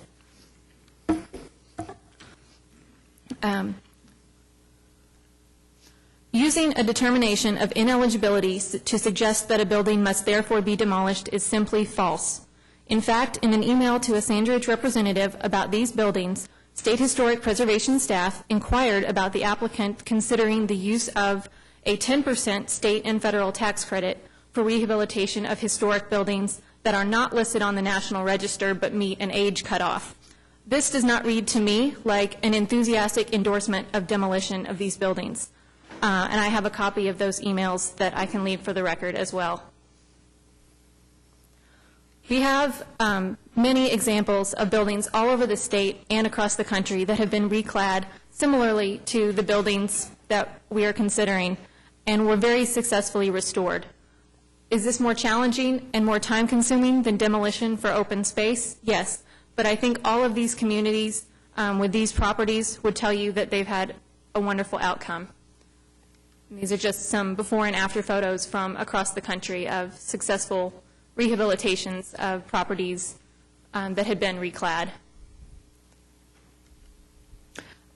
This one is a before and during restoration picture, and I just wanted to point out that the metal strappings on that buildings from the description we've heard from Sandridge are probably somewhat similar to what is currently holding up the facade on the India Temple.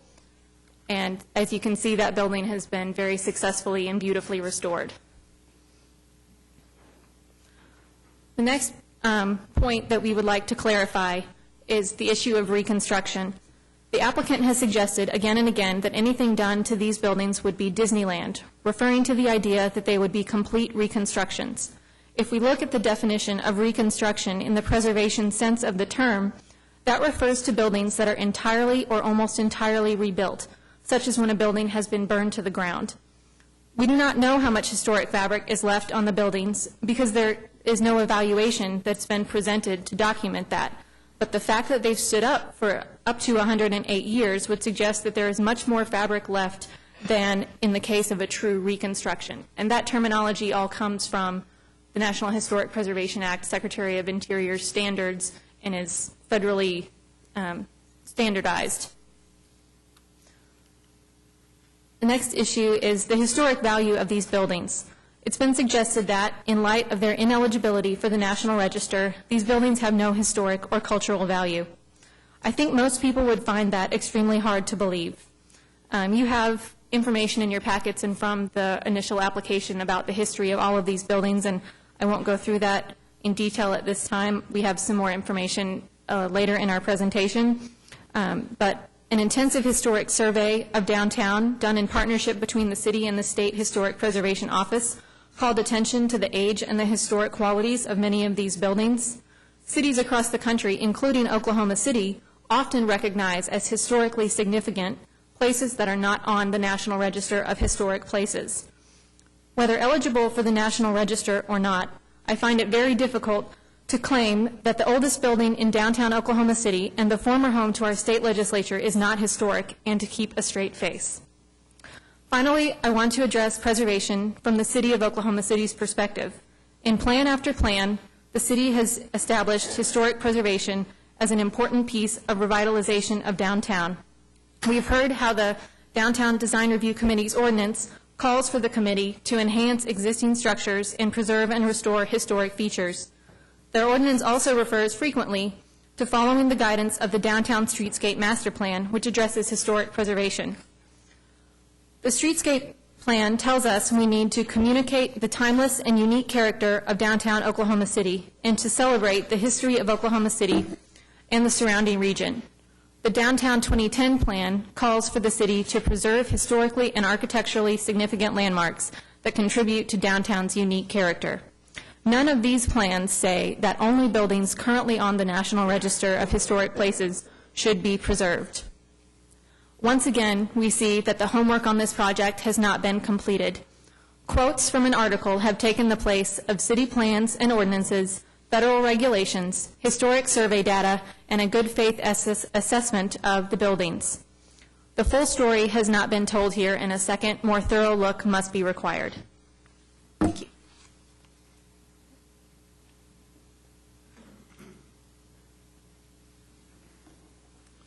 Barrett Williamson, 1230 Camden Way, Norman, Oklahoma.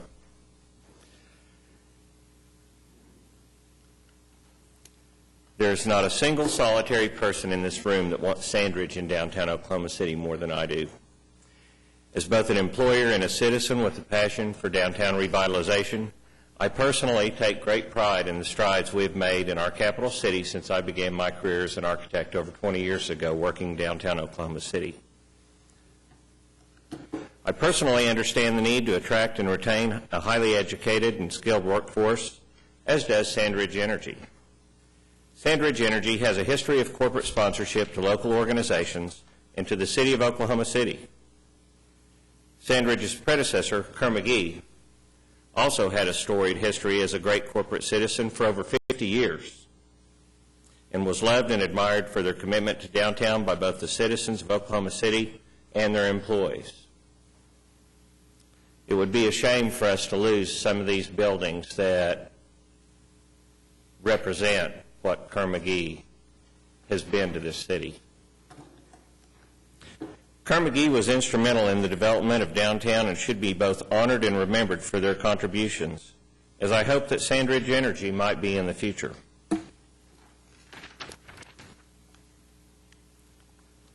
We would all benefit if Sandridge Energy could be able to attract the best and brightest of our homegrown talent and to prevent the brain drain of our young creative workforce from going out of state for employment.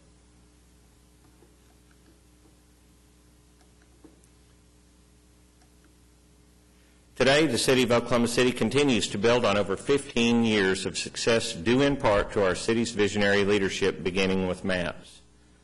This leadership has led us to develop thoughtfully and purposefully crafted zoning ordinances. We will be taking a giant step backwards in granting approval of the current Sandridge proposal. With a concerted creative effort, together we can develop a win-win for both the city, its residents, and Sandridge. Like it or not, as our state's capital city, Oklahoma City's downtown is Oklahoma's downtown. Let me make this clear. Approval of the Sandridge proposal will result in an irretrievable loss of urban fabric on an unprecedented scale in recent history. With a modified Sandridge proposal, we as a community will succeed in attaining the mixed-use vibrancy of a big league city, and we will keep and recruit other creative professionals to our diverse, impressive city to live, work, and play. Keep Downtown Urban was born on April 9th after reading the article in the Daily Oklahoman that the largest non-disaster related demolition since urban renewal in the early 70s was about to become a reality. On April 15th, we developed a Facebook page and a website with a poll. Since that time, we have made over 750 Facebook friends, and in our online poll, it has been overwhelmingly against demolition. Many in the design community privately oppose the demolitions, but frankly are afraid to publicly decry the Sandridge proposal because of possible damage to their careers. Why in the world didn't I get that memo? We strongly disagree with the Downtown Design Review Committee decision. They did not have the ability to make a sound judgment or perform adequate due diligence due to a lack of information and several Sandridge misrepresentations that were presented during the DDRC hearing. If approved, the Sandridge proposal will set a dangerous precedent towards the suburbanization of downtown. It will be contrary to every recent planning study and the intent of the zoning ordinance. The DDRC application filed by Sandridge should be repealed or remanded, as the DDRC can only review single building applications for demolition if they are over 20,000 square feet. The DDRC should be required to act on each demolition separately as well. Zoning ordinance are rules for developments. Our zoning encourages preservation and discourages demolition. Increased density is the key to downtown vitality and energy. The planning staff report strongly recommended denial. The DDRC has only ruled against recommendations on 15 out of 116 cases. The adopted and recent planning studies clearly indicate that buildings are necessary to the urban fabric.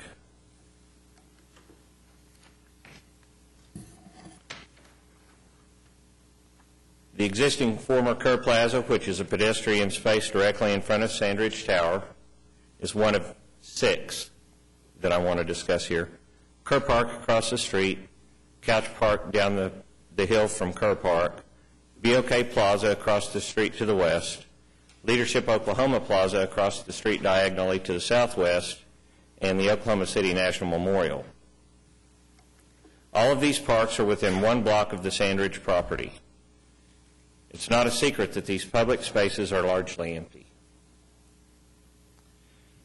Oklahoma City has made a $140 million investment in a project called Plan 180.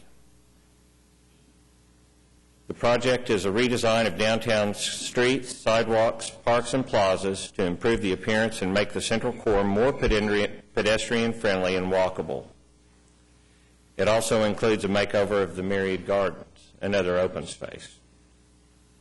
The 2010 Oklahoma City Downtown Streetscape Master Plan has no additional open spaces identified near the Sandridge property. The project includes $319 million in future improvements, including major corridor enhancements planned on Robinson Avenue from 4th Street to the Boulevard. If there is no street wall remaining, it diminishes the effect. There's also plans for small monument enhancements at the intersections of Robinson Kerr and McGee and Kerr. There are also plans for enhancement of Broadway from 10th down to Sheridan. Additionally, we have a 70-acre park in the works. Thanks to Map 3, 35 acres of that is just north of the new realignment of I-40. I believe it was last year that there was a walkability study presented to Council from a national planning and design expert, Jeff Speck. He was hired by the city to evaluate the walkability of the areas between Northwest 13th Street, Interstate 40, Lincoln Boulevard, and Western. During his presentation to Council, Speck recommended strategies on where and how to improve pedestrian activity downtown. And I'll quote him here. The need for a comfortable walk is perhaps the least intuitive part of this discussion because it insists that people like to be spatially contained by the walls of buildings. Most people enjoy open spaces, long views, and the great outdoors, but people also enjoy and need a sense of enclosure to feel comfortable as pedestrians, end quote. Another quote here, therefore, in addition to feeling safe from automobiles, humans are not likely to become pedestrians unless they feel enclosed by firm street edges. This is accomplished in several ways. 1, streets shaped by buildings. 2, no exposed surface parking lots. 3, filling missing teeth, I might add buildings. 4, avoiding object buildings. And finally, my last Speck quote, I believe, is, a city's downtown is its one neighborhood that really belongs to every resident wherever they may live. In addition, the condition of a city's downtown plays a disproportionate role in the city's reputation and thus its future success. My colleague Katie talked about the Downtown Oklahoma City Intensive Level Survey Phase 1, which identified that most of the buildings slated for demolition may be eligible for the National Register of Historic Places. I would like to talk now briefly about some downtown success stories. Since MAPS was enacted, over $3 billion in private sector reinvestment has occurred in downtown. All of the development was in conformance with the UDC and DDRC guidelines. If you add in the recent Devon Tower, we are looking at nearly $4 billion in private sector reinvestment. That is the equivalent of 40 Sandridge projects. Each one of the projects has intensified density in the downtown core. Sandridge should be required to follow the ordinance as well. Why are we taking a step backwards in approving this de-densification? Examples of successful downtown revitalization programs and efforts that promoted densification. Maps 3, Bricktown, Deep Deuce, Film Row, Midtown, 10th Street Corridor and St. Anthony projects, Automobile Alley, the Plaza District, East Side Capitol Gateway, Stockyard City, and of course Devon Tower. And I'm sure I've left out a few. Other incentives exist and may be available if Sandridge was interested in truly redeveloping the urban core of Oklahoma City. Tax credits have already been discussed. Public-private partnerships, such as what was done with the Skirvin. Forgivable loans. Facade easements. Sandridge could rehabilitate the exterior only and lease or sell the rest of the building to developers while maintaining control of the exterior appearance. Urban renewal, TIF bid districts, and Save America's Treasures are other avenues. Oklahoma City is only one of 8 Preserve America communities in the state. Preserve America communities are designated for their commitment to protect, promote, and celebrate historic assets through education and heritage tourism. A total of 814 communities have been designated in all 50 states, the District of Columbia, and 2 U.S. territories. In the last 2 years, Oklahoma has hosted both a National Main Street Conference and a National Trust Conference. We have a national reputation of preserving our historic buildings. Of the demolitions proposed, and ironically enough, all of these buildings survived the pay plan. The India Temple, the oldest building left in downtown Oklahoma City, housed the legislature from 1913 to 1917.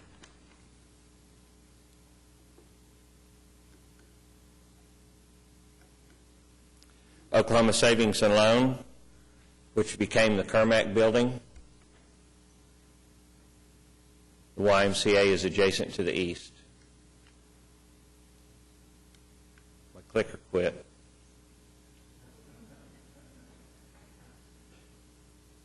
Go ahead to the next one, please. So those buildings are highlighted. All of the buildings in red are highlighted as the ones proposed to be demolished. Next. The Petroleum Club building and garage. This is a 16-story building. Plans are to replace it with a shorter 5-story building. And then finally, portions of the Sandridge pedestal currently define the street wall. Unclear as to what will replace it. Next slide, please. Next. Sandridge has demonstrated a lack of flexibility. City staff met with Sandridge on 4 separate occasions and expressed their concerns with the demolition. Sandridge has chosen to proceed against the city recommendations. Common misconceptions on costs associated with historic preservation. Typical projects of this size have been completed for the $80 to $120 per square foot. My personal experience has shown this to be the case in over 24 projects, all that were designed utilizing the Secretary of Interior standards for rehabilitation. There is a need for workforce housing. Studies indicate that there is a need for downtown housing despite Sandridge's claims. To achieve the vibrant and diverse mixed-use downtown, we need people on the street 24/7. I think we heard Mr. Tannenbaum mention that. To have people on the street, we need downtown residents. To have downtown residents, we need buildings. The example above shows the effect of the increasing open space around the Sandridge proposal. Please look at the slide. Can you go ahead and click glance? You might go back and forth 1 or 2 times.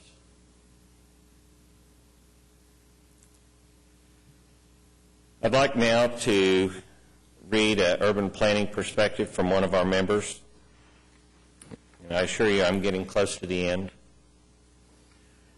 Comprehensive redevelopment proposals in the economic, cultural, and historical center of our city create complexities and emotions that are difficult to navigate. The history of this city shows that while at times we have navigated these complexities effectively, at other times we have made significant errors, the results of which have been tragic.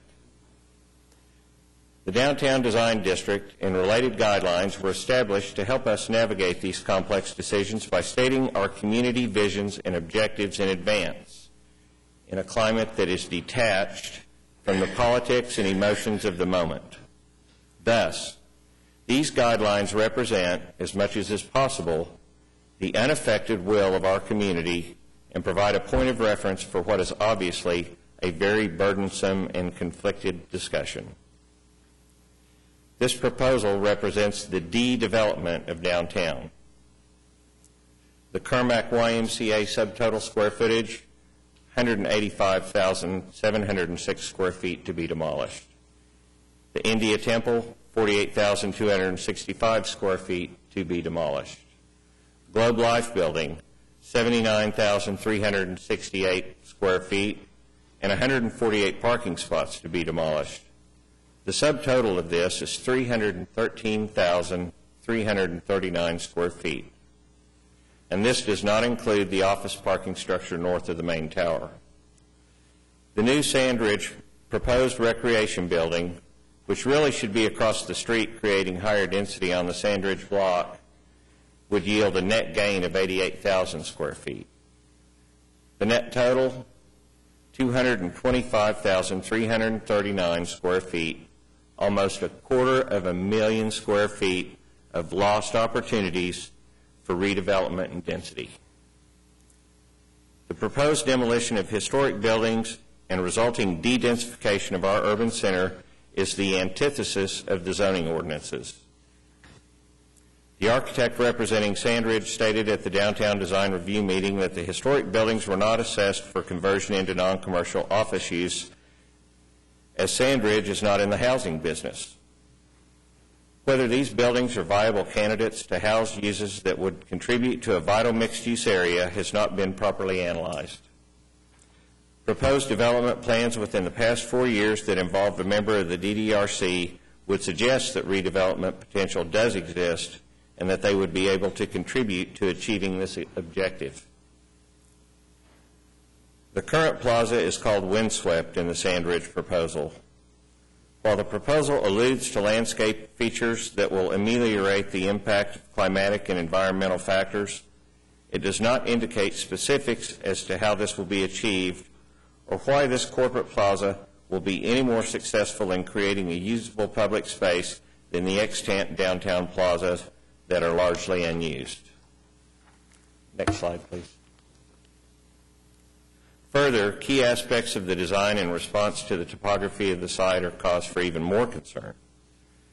As the section drawing of the proposed Sandridge Common shows, the vertical separation of the plaza from the sidewalk, a close look will show that the plaza is actually above the head of a passing pedestrian, along with a landscaping plan that blocks the visual connection between sidewalk and plaza, will create a corporate plaza that is unwelcoming to the passing pedestrians. Further, by screening the plaza and introducing new barriers to the north-south flow through the site, the net effect is an overall plan that is less pedestrian-friendly than even the currently unoccupied historic buildings. Obviously, this is not a strong suit of the Sandridge proposal, but since Katie has already explained the significant losses in historic urban fabric that will take place as a result of this plan, I will move on. There has not been adequate information made available that shows the pedestrian path network that will result from this proposal. Further, we must realize that paths are only one part of a whole system needed to promote walkability. Elements that help create more walkable environments, such as enclosure of street wall, active edges, pedestrian scale, density of activity, etc., will all be negatively impacted by the portions of this proposal on the block north of Kerr. In fact, simple urban density is one thing that has negatively impacted the walkable environment in Oklahoma City since the implementation and demolition of the pay plan.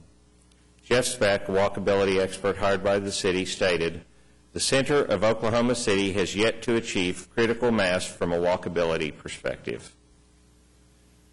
So in summary, the demolition application was approved based on the following criteria: Oklahoma City zoning ordinance, which the DDRC did not uphold or enforce, unsubstantiated claims that the buildings are structurally unsafe, erroneous claims that the projects are functionally and aesthetically obsolete, and finally, claims that the retention and restoration/rehabilitation would not be a viable option.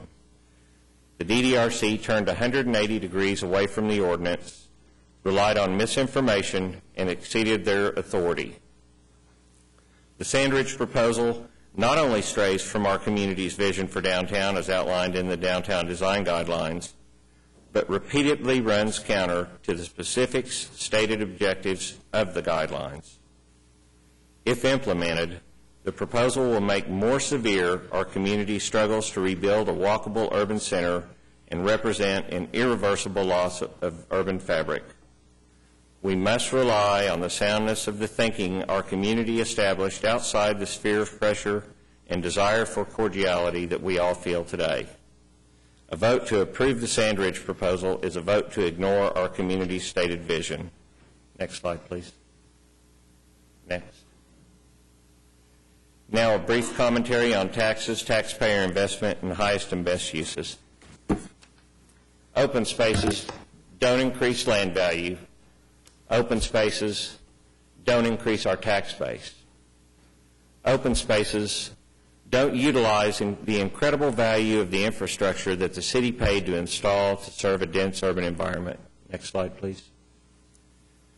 Open spaces don't yield a variety of funding to support such city-provided services such as fire, police, roads, and utilities.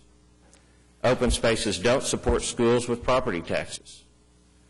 Open spaces don't generate any money for the city from sales tax.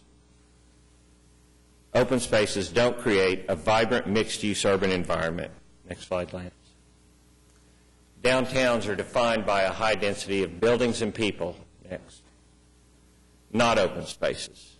Next. That's called the country. Next. Thank you very much.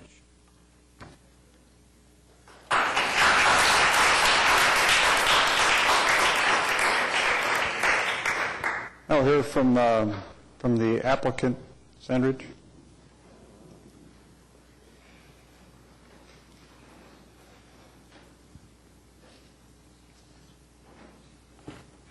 Hello. Excuse me. Hello, my name is Marsha Wooden with Sandridge Energy. Okay.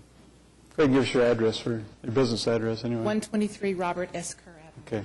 If you pull that up a little bit so we can... Yes, I need to. There you go. There you Thank go. you. Is that better? Yes, that's perfect. Sorry. Thank you. I'm the Vice President of Administration for Sandridge Energy, and also representing Sandridge Energy here today, I would like to introduce Myrna Latham and Frank Hill with McAfee and Taft, Rick Brown, also with Sandridge Energy, Stan Lingo with Lingo Construction, Aaron Young and Rob Rogers with Rogers Marble Architects, and Alan Brown with Frankfurt Short Bruiser. I would just like to say briefly that I've been a part of this project, our Commons project for Sandridge, since the very beginning, our first meeting with Anadarko. And we take very seriously our responsibility as corporate citizens and have not and would not put a plan forward to you that we had not thought through very well and felt was appropriate for the city. And I think when you hear the details of our plan and the facts that relate to that, as well as how the adjacent property owners feel, I feel confident that you will confirm the thoughtful decision that was made by the DDRC. Thank you. I'll turn it over to Frank Hill now.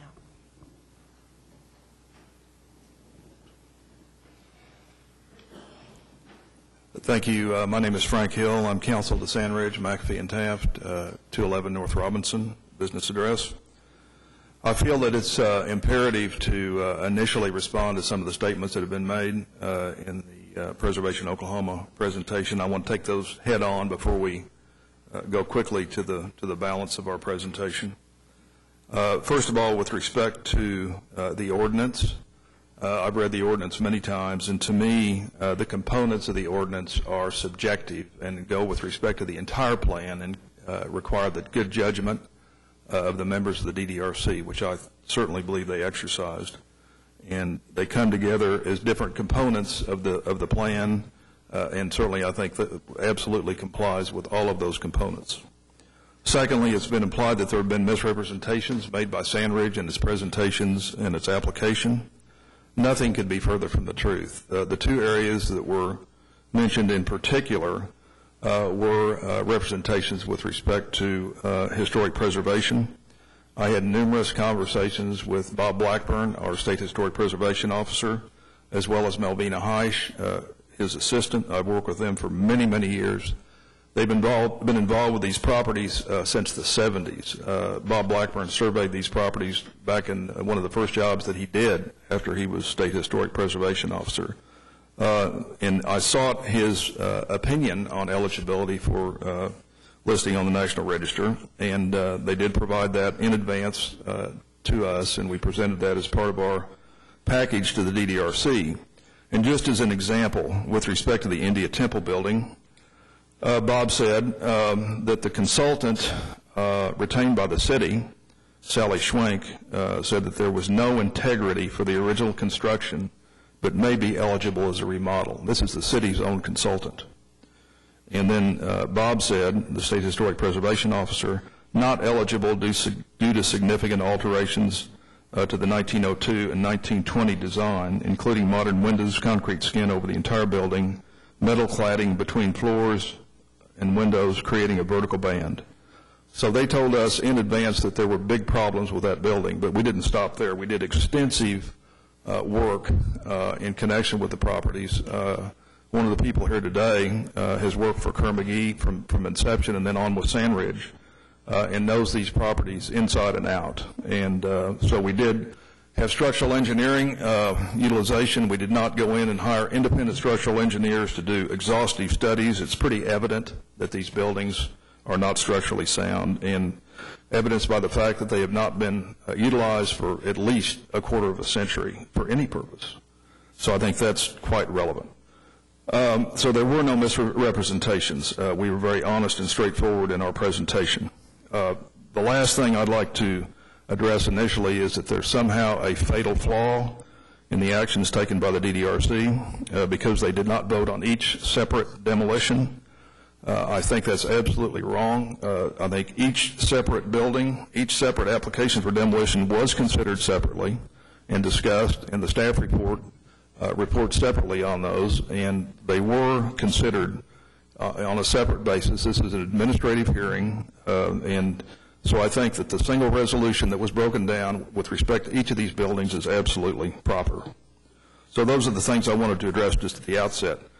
One thing that on my regular presentation, just to respond, which I think is important,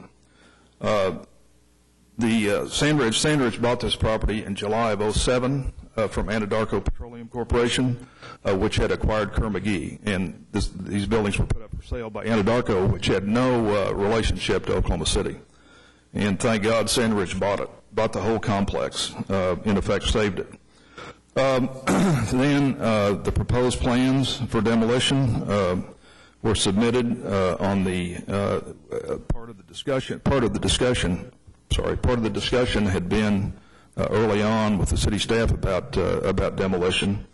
Preservation Oklahoma wrote a letter on December 22 to Sandridge objecting to demolition. This was even before the public announcement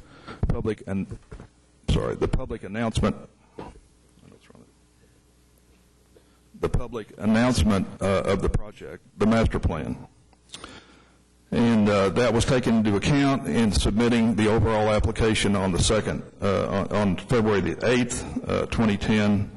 They were considered. That was part of the process and the due diligence that was undertaken. It's very curious to me and puzzling that at no time in this process did Preservation Oklahoma appear before the DDRC. I cannot understand why that happened. There were two meetings of the DDRC that were held on the 18th of March and on the 8th of April. And as far as I know, along with you, the Preservation Oklahoma representative saw this meeting for the very first time today. They never came forward to object to anything. Barrett Williamson, Barrett, who you heard earlier, came on the 15th to the DDRC meeting after our vote had been taken and then objected in some way or form to the action that had been taken by the DDRC. We did meet voluntarily with representatives of Preservation Preservation Oklahoma and the National Trust for Historic Preservation on the recently, on the 5th of May. We had a good meeting. We made the presentation to them that they had never seen for the very first time. They didn't show up for the March presentation, so we did make that same presentation, had discussions with them, and were very open about our plans. And we did that after the decision had been made. So I'm not sure why Preservation Oklahoma did not present any material to the DDRC. What I do know and what I submit to you is that all of this material, while interesting, would not have made any difference in the decision made by the DDRC, and I think that's a really important position. We think the DDRC acted properly. We think that they made a determination absolutely in accordance with the ordinances, and that none of this information, which is very, very late in the process, would have made a difference to DDRC. I think they have some outstanding people, and I think the DDRC decision was correct. SandRidge submitted a very detailed application to the city and the DDRC. They did all of their homework, and I think they took their responsibility seriously, as you all could tell from the April 8 meeting DVD. One other thing that I do want to mention, the meetings, the meeting on April the 8th, the city staff requested, the meeting on March 18th, city staff requested the tours of the building and the buildings, and the meeting was continued until April the 8th. So the city staff is the one that initiated the tours. We accommodated the members of the DDRC. We did not promote anything on those tours. We simply conducted those for safety purposes. In fact, there were absolutely no communications between representatives of SandRidge and representatives of the DDRC, and city personnel, planning people, and council were present on those tours, and they felt it was important to have taken those tours. And in addition, those tours were announced on the 18th, and there was no objection from Preservation Oklahoma or anyone else.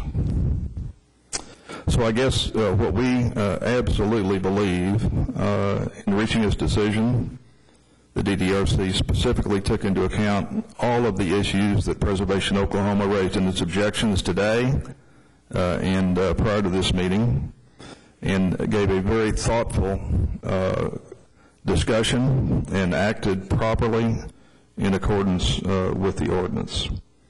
And I think that it will be important to hear, for you to hear, the presentation that was made by SandRidge on the 18th of March.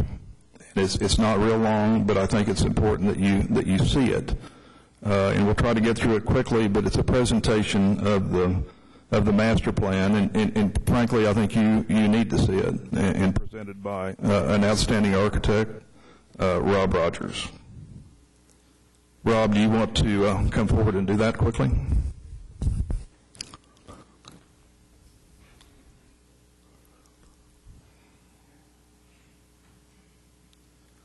By the way, this will be the identical presentation that was made to the DDRC on the 18th of March. Is that okay, Mr. Chairman? Okay.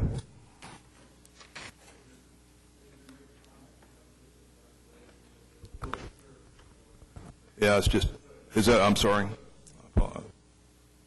Anyway, Rob, could you come forward, please? And we'll get started with that.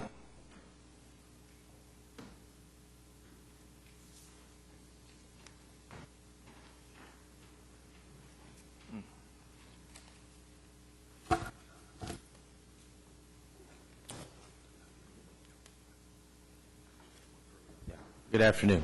Is that all right? Thank you. I'm Rob Rogers. I'm principal of Rogers Marvel Architects from New York City.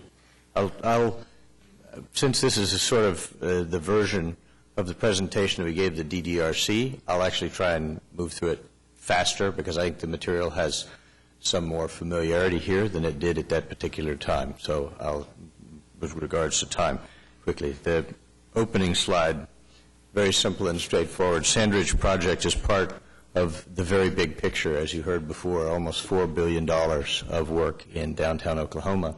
And I don't think that we see this as some super magic spot, but it is one piece of a very big picture of the revitalization of downtown Oklahoma. And to that end, we understand it in the context of much more than just the 2 blocks that the project primarily identifies and operates within that, and see that there's a structure within the city, which we saw as a sort of civic core along Robinson, that links these major public spaces through Oklahoma City.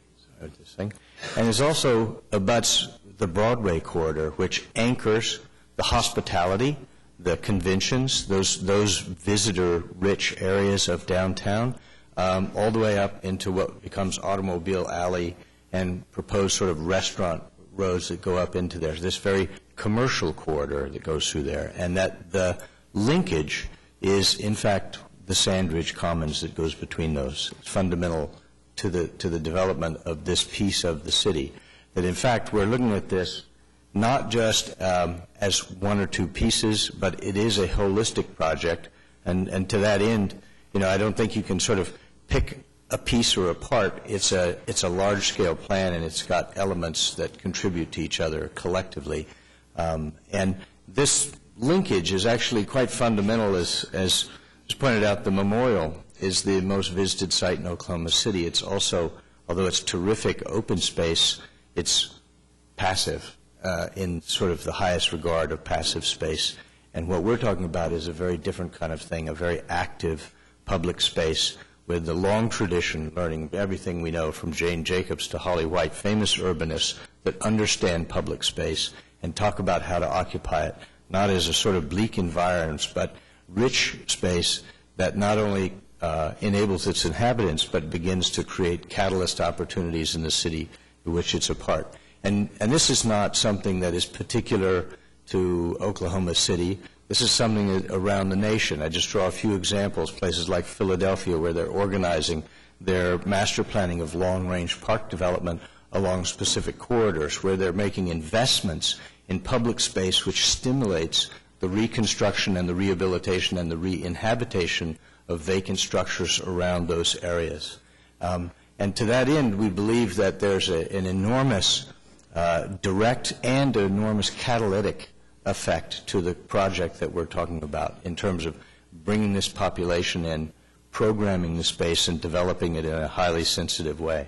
So the project in its pieces overall, which you heard described between the video and various manner of the previous presentations, includes the rehabilitation and re-inhabitation of the Sandridge, what's now called Sandridge Tower. It was built as the Kerr-McGee Tower by Pietro Beluschi.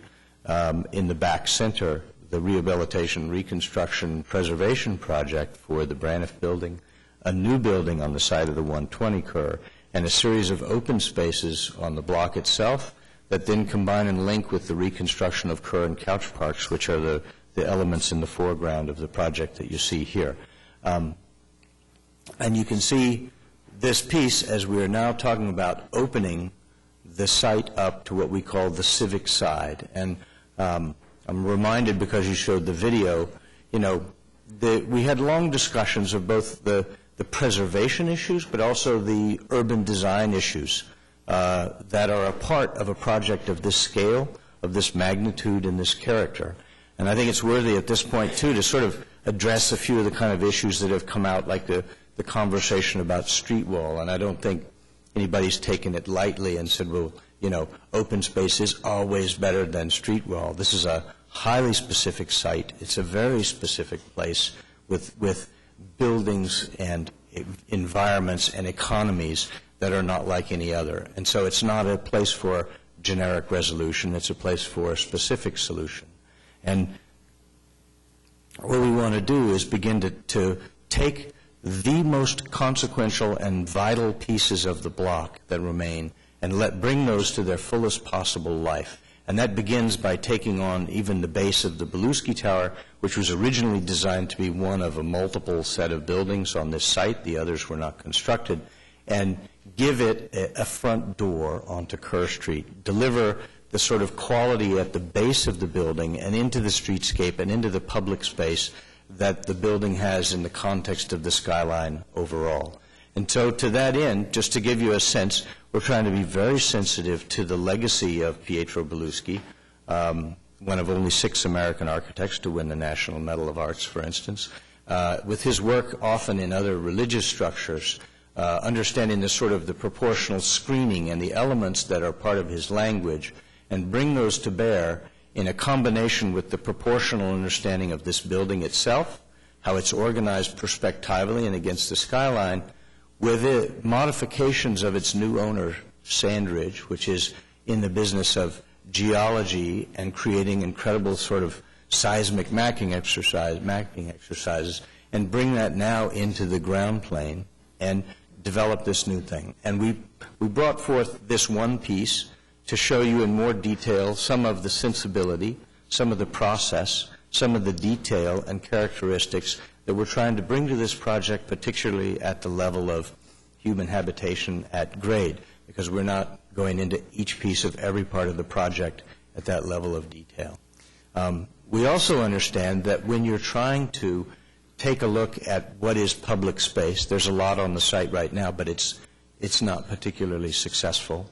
It's very open. It's hotter than Parcheesi in the middle of late summer. If you've ever been out there, you know. It's windy. It's got different kind of climatic issues. And although we can create an idyllic rendering, the reality can be very different. And the fact is we've got significant studies of what the weather is like here, what the conditions are here.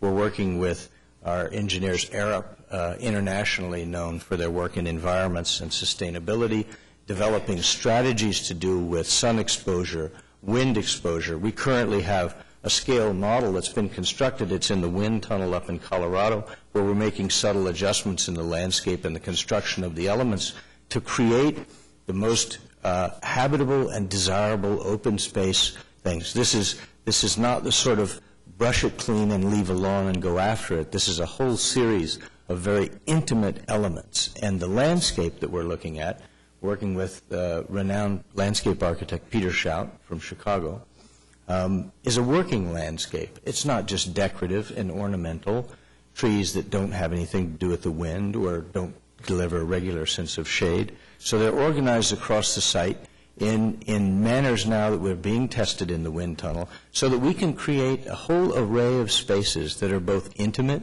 and collective. There's a place to be in the sun. If you want a little breeze, you can get a little breeze. Go out there today, people were sitting in movable furniture outside in the sun because today's a day to be in the sun. Before too long, it's a day to be in the shade. And you need landscapes that are powerful and verdant and active, things that move with the wind, that are not just a petunia that comes out in spring, but something that actually is 12 seasons long and really active. And the keys to quality public space are programming. About a third of our practice is involved in public parks, public space, streetscape elements, and we know the lessons of how do you develop programs for people. Sandridge runs many, many programs throughout the year, whether it's the Santa Run or Support for Cancer, and this is the kind of place, and this is the kind of tenant that activates and generates a public space that becomes a vital part of the center of the city. And that means that you've got open places where you can do a performance. You can have a children's birthday party. You can collect everybody for a retirement party. This becomes a place that is really a part of both the corporate life and also the cultural life and the civic life of the city in which it's a part. The other piece is we're looking across at what was called the Petroleum Building now, and we're going to replace with the new building. Yes, it's only 5 stories, but each of those stories is almost 20 or 25 feet in height. So because this is an assembly building, it's got gymnasium, it's got an auditorium, it's got a reception hall. It's incredibly rich in exactly the kind of mixed-use development and program that you need to bring downtown if you're going to have a successful populated environment. And this is it. The building is also, unlike much of the other architecture that's downtown now, because we've got opportunities of technology that we didn't have before we made buildings. This sort of staggeringly wonderful, thick, shaded skin of the Beluski building, the Sandridge Tower. Now we've got technologies that let that envelope get incredibly thin, incredibly transparent, so that the population of this building by both Sandridge employees and community groups and civic organizations is actually apparent and visible, whether it's the basketball court that's on the roof, the transparency of indoor-outdoor space on the ledges and setbacks for the fitness center. There's actually a rock climbing wall that's within the envelope of the building, but it's still outside. It comes up from one of those terraces. Large-scale reception spaces that look back out and participate in the city, physically and literally. A daycare center on the second floor. Few things more helpful to creating a vibrant and effective downtown life than making it possible for people to bring their children and work downtown. And on the ground floor, providing a restaurant. Again, we've been talking to restaurateurs. It's likely it will have to be subsidized, but the belief is very strong that as we locate this new building on the edge of this public park, that in fact providing this outdoor eating space and indoor restaurant space will probably become one of the most desired eating spaces downtown, replacing the building that is there now. And for those of us that live and work in urban environments all the time, there's nothing more deadly than on-street structured parking. You absolutely kill the sidewalk and street wherever that occurs. And we are pleased to be coming in and replacing that with a highly effective, reconstructed Kerr and Couch Park. We're working on this with Rand Elliott and Associates with a ton of local knowledge, talking about bringing back the heritage of the rail lines that went through here at one point, the story of Kerr, the story of Couch, how the statue of the 89er actually may rest in prairie grass instead of 10 feet up on a granite pedestal out there, and embrace the history of Oklahoma right here where you can be outside for lunch, for dinner, and engage what could become the sort of downtown dining room for Oklahoma City.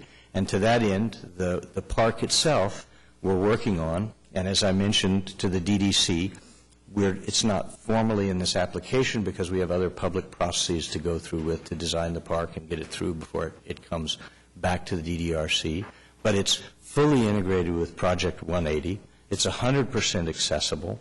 We're looking at the materials and the formulas of integrating it into the streetscape so that it is literally comprehensively public. The sidewalk actually moves through the block itself, and it's got open space, closed space, and it's not sort of a fountain that's turned off 5 months, 6 months of the year, but in fact a vibrant place for downtown throughout the seasons.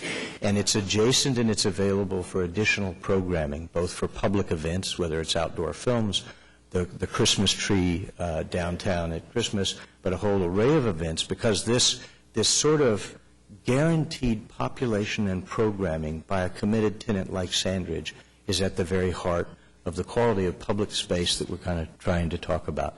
And it's becoming more common, but understand that all these projects are being delivered at the highest degree of sustainability and leads accountability in terms of responsibility to our environment and the world that's larger than us as well.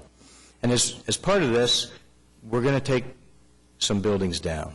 When we started this about a year and a half ago, we started working with Sandridge with those, as Frank mentioned, we've got personnel who have actually been facilities people involved with every one of these buildings for about 30 or 40 years. So the knowledge base is very deep.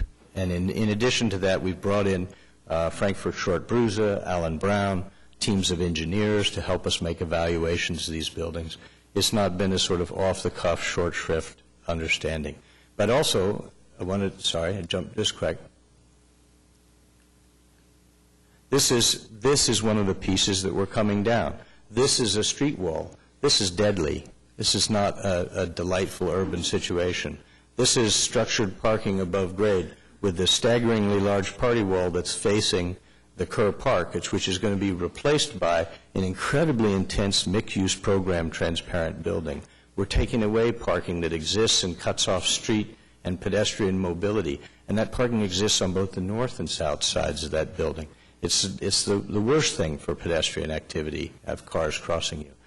We understand the history of these other buildings, and we are not sympathetic, and we are not careless in the consideration and actions of these historic buildings. We understand that. We see it. We've been looking at it. We've been examining it. But we're trying to say, all right, how historic? How much? What is the material? Is it a story? Is it a myth? Is it something we can use? Does it have a place in the larger scale plan? These buildings, unfortunately, as you heard in a variety of different ways, have enormous structural problems. This, like I'd mentioned, the braided wire reinforcing it here is sort of, just the cost of testing all of those slabs would be enormous. The skin is bad. The entire lower register at the ground floor, there's no historic material left at all. Walk by, you'll see it's recessed clear back to the structure. There's zero of that material left. On the rest of the building, where it's unfortunate, but the reality is when they put this is kind of looking where they put the concrete shell on the outside of the brick building. It's got steel armature that's going in through the brick at every 6 or 8 feet. In all of the ornamentation, the sort of stone lintels, the decoration, the cornice elements that were there were shaved off to allow that skin to go by. The consequential material. The windows removed, and they weren't just sort of taken out, they were smashed out in many places where we lost consequential original material. And I didn't hear a lot about that in this long presentation, preservation, which is what is the quality and character of the original material. And we did seek out and met multiple times with Bob Blackburn. That was one of our early steps, is to try and discover the historic place, the role of these buildings, and what they would mean in the large-scale plan. And his assessment couldn't be more clear. The building has inadequate material integrity to be considered.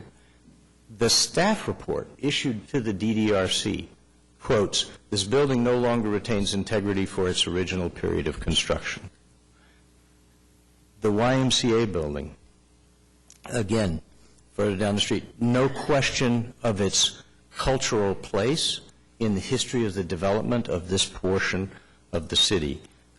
The reality is it also was taken over and reclad in the 50s in a highly, what we would now consider extraordinarily abusive way, and I don't think it would happen again, but it happened. The exterior was removed from the floor to the ceiling. You can see all the way down to the structure to the thing, and there was nothing there but the new skin that was placed on there. The historic fabric no longer exists.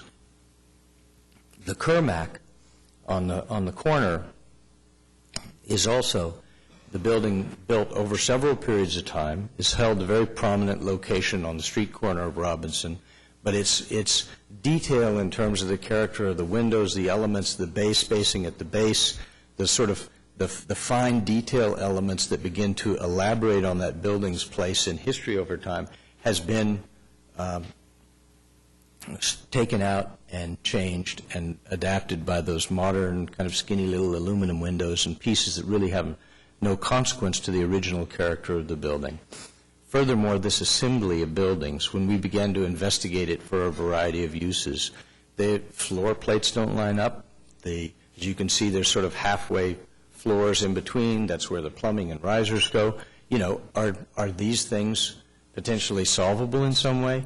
With a lot of ramps, with lifts, you consume incredible amount of space, and the efficiency of these buildings goes down enormously as you begin to evaluate their possibility for reuse. This building also has significant structural damage. We believe it dates to the period of the Murrah bombing, but nobody's actually sure because it's been uncovered in periods of time as the building's been demolished or raised over different periods. And we went back again and we asked Bob to talk to us about these buildings. And I'm not even just giving you conversations or sort of maybes. He went back and he actually spoke to the newspaper, and it's a published article as well. These aren't on his radar screen in terms of preservation projects, and that's pretty direct. We looked at the use relative to offices or other space for Sandridge to look at it. And as you begin to understand, there's a recounting of potential square footages out there. Right now, Oklahoma City has a vacancy rate of almost 25%. And when Devon moves into their new building, that's going to go to at least 33%, which is staggering from an economic development point of view. So if you're going to imagine doing extraordinarily expensive, extraordinarily inefficient renovation of these properties, there's no way in which you could imagine that makes sense economically. And I think you saw the developers that are on the DDRC realize that intuitively, not even going through all the other pieces. They know Oklahoma City extremely well. We also know from the ULI report that talked about those vacancies that the contemporary strategies and understanding of how you work with downtown cities, open space is in fact a key component and something you want to leverage, something you want to drive over and over. And I think Frank will present to you shortly. You'll see that almost every single landowner in the vicinity believes that their property values will go up as a result of this project, not diminish. And I think that it's also consequential that because the conversation seems to leave out, when we talked to Bob, he came back and said, well, it's obvious what the most important building is on the entire site, and that's the tower itself. And Belusky is an architect of major consequence in the United States, and by preserving what is now going to be called the Sandridge Tower and taking on the Braniff building, we're actually doing preservation and saving of almost 80% of the square footage that is on the site. I mean, it's another way to talk about it. A very serious commitment to have that building put together. I want to have just, if I may, 2 or 3 more minutes, because I think that the idea that the downtown business district is a set of absolutes, that a street wall is always better than not a street wall, or open space is always good or always bad, are simply not the case. All of us that are design professionals are engaged in the subjective decision-making on a day-by-day basis of what is the right thing to do in this place, what is the right place to put. And I wanted to simply talk about what are these things? What does that purpose and intent tell us to do? It says promote the development and redevelopment. That means economics is part of the world. That's what development is. And it's got to be consistent with the unique and diverse design elements of downtown. And that means take one of the most consequential buildings that exist downtown and try and inhabit it in the most appropriate way. Restore one of the most important buildings by Solomon Layton, probably the most important architect in Oklahoma history, did your state capitol, did a number of buildings at the university, and provide new architecture for the next generation that does things like understand that being downtown also has fitness centers, not just a piece of physical architecture, but programmatically the kind of things that inspire use downtown. And put that building 3-sided on the park where it can be embraced with outdoor eating, retail, and relationships to public space so that those things can work with each other but also act as a catalyst to those adjacent buildings to develop retail opportunity and provide rich, programmatic, accessible public space. That is the essence of what appropriate redevelopment is for downtown. The next phrase is ensure the uses are compatible with commercial, cultural, historic, and governmental significance of downtown. And that means taking on places, buildings that are, it's a pretty cool building. I have to say 120 Kerr, but it is also, it has enormous structural problems with the elevators, with the structured parking, and there's few things as challenging for healthy life downtown as sort of empty buildings and this structured parking that's open and available. So we come back and say, replace that with something that's not just a part of itself, but something for the neighborhood and beyond. And think about this in the big picture. It's also part of the mandate. It's not just trying to deal with one site. It's really part of a larger scale set of issues. Promote downtown as a vital mixed-use area. We're providing subsidized retail in the base of the Braniff building. We're bringing in restaurant into the ground floor of the 120 Kerr building. We're providing programs and amenities and activities on the site throughout. The long-term plan includes commercial redevelopment of the Broadway corridor as well. And, quoting, create a network of pleasant public spaces and pedestrian amenities. At the very heart of our notion, which is how do we re-inhabit our cities, not in a sort of bleak, hard, black steel chair, but a sort of delightful way that engages the landscape with the science and technologies that we have available today, with the knowledge of indigenous landscapes, and the sort of rich environments that you can create that'll make people want to be there at different times and different places. And preserve our history is part of that purpose and intent. It doesn't say preserve every single bit of history that has ever been or ever will be, but we need to be able to subjectively pick those consequential, important places that can continue to provide a part of the viability of the space downtown, make a significant investment, even if it's well beyond its economical return, which the Braniff is by several times, and preserve those consequential pieces like the tower that are fundamental to downtown. And with that, I'd like to conclude the discussion of the design elements, and I think Frank was give you 1 or 2 minutes on our adjacent land. I'm sorry?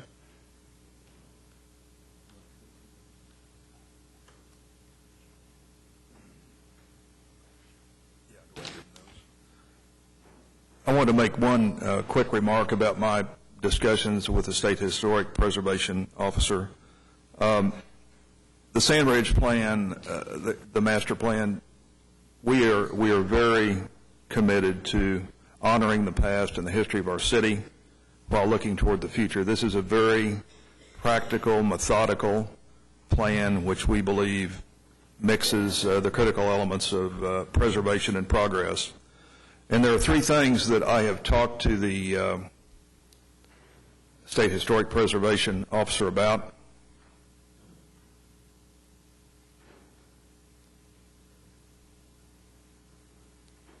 Mr. Chairman, those are letters that we have received in support of the project, and I just wanted you all to have those. They're mixed in the record, which is very voluminous, and thought it was important. But I did want to tell you what we've had discussions with the State Historic Preservation Officer about doing in order to honor the history of this site.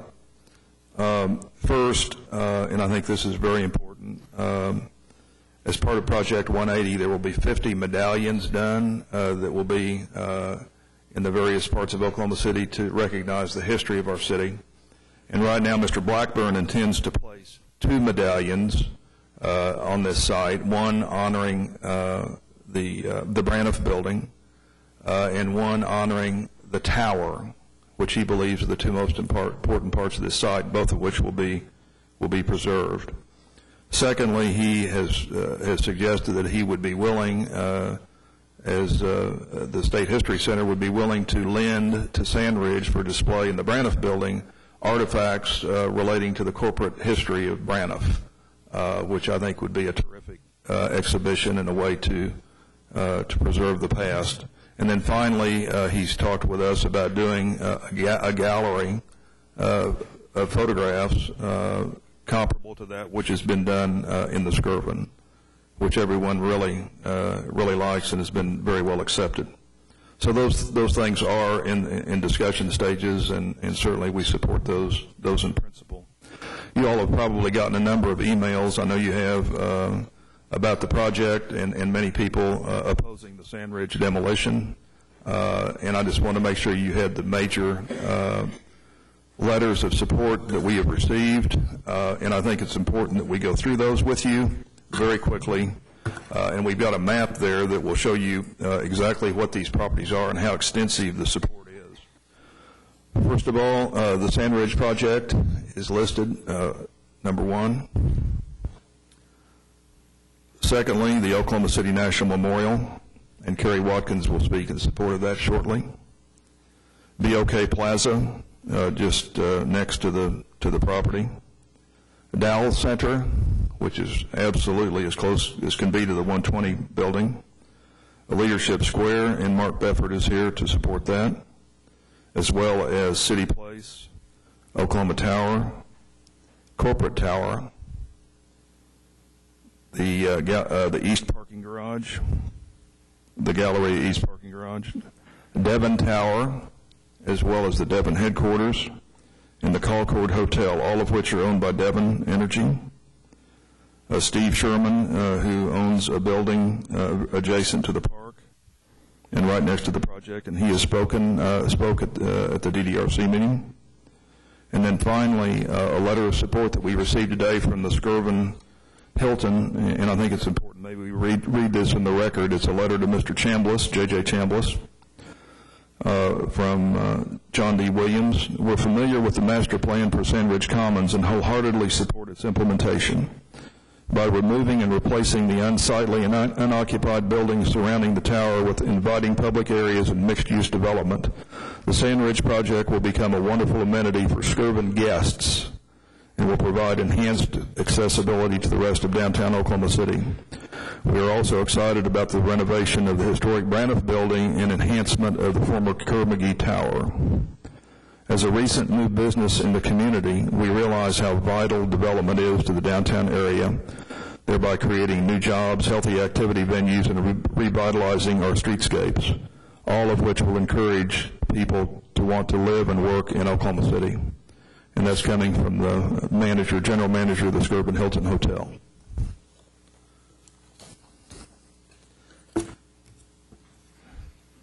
We have a couple of other points that we'd like to make. I'd like to turn it back over to Rob in just a moment.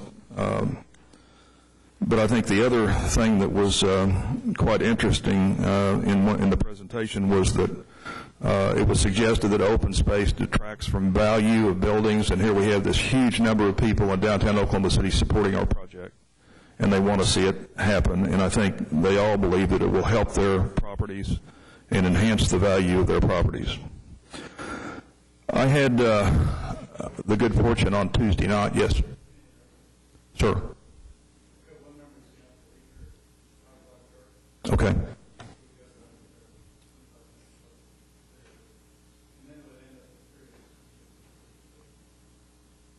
We'll try to go quickly. I just have really one other point. Okay, thank you.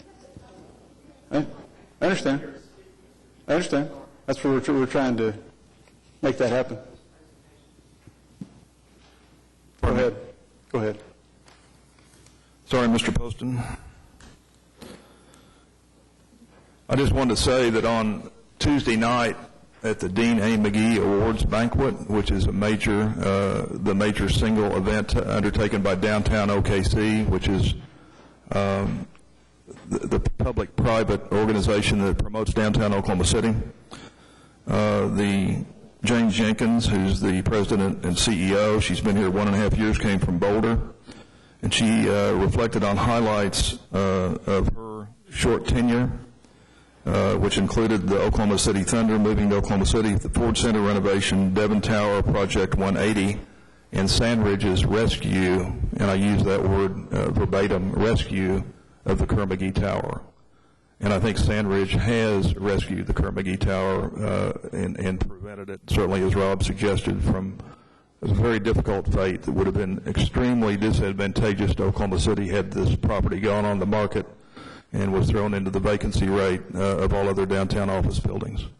And there's a huge difference between a developer, which Sandridge is not, and a corporate citizen who is trying to establish a corporate headquarters without any incentives or any subsidies. And that would never happen if an out-of-state business were to try to come to Oklahoma City and establish a public headquarters.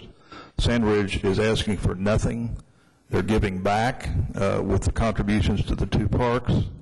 I think they are absolutely doing the right thing for the right reasons. And for everything we said earlier and for the reasons cited and for the record, we simply submit that the DDRC made the right decision and correctly applied the ordinances, and that the application of Sandridge and the decision of the DDRC should be affirmed. Thank you. Thank you.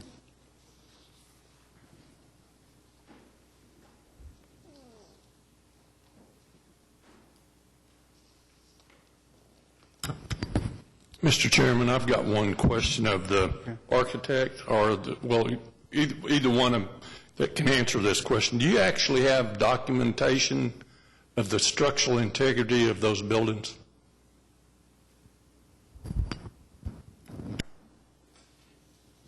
We have a series of plans, and we have not assessed, every slab, every column, everything in a complete and total, but have done samplings throughout the building where some of the damage is most apparent, and then extrapolated potential costs in evaluation of the building's rehabilitation. So you don't actually have... I do not have detail.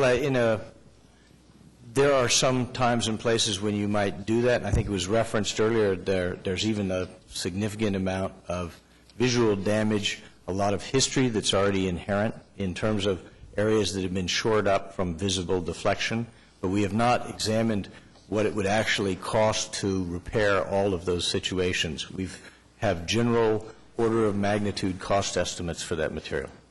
Thank you. What is your name, please? Oh, okay, yes. So you're, okay, yes. If you'll speak now, please. Yes. Mr. Chairman, members of the Board of Adjustment of Oklahoma City, it's a pleasure, and I thank you for the opportunity to address you. I'm here to support our partner organization, Preservation Oklahoma.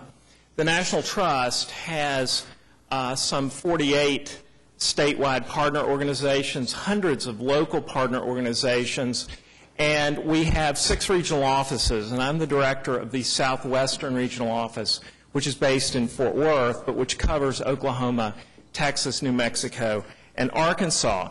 And our organization is also directed, and our activities are really directed by a board of trustees. And I also wanted to point out that the chairman of our board of trustees is Clifford Hudson from here in Oklahoma City.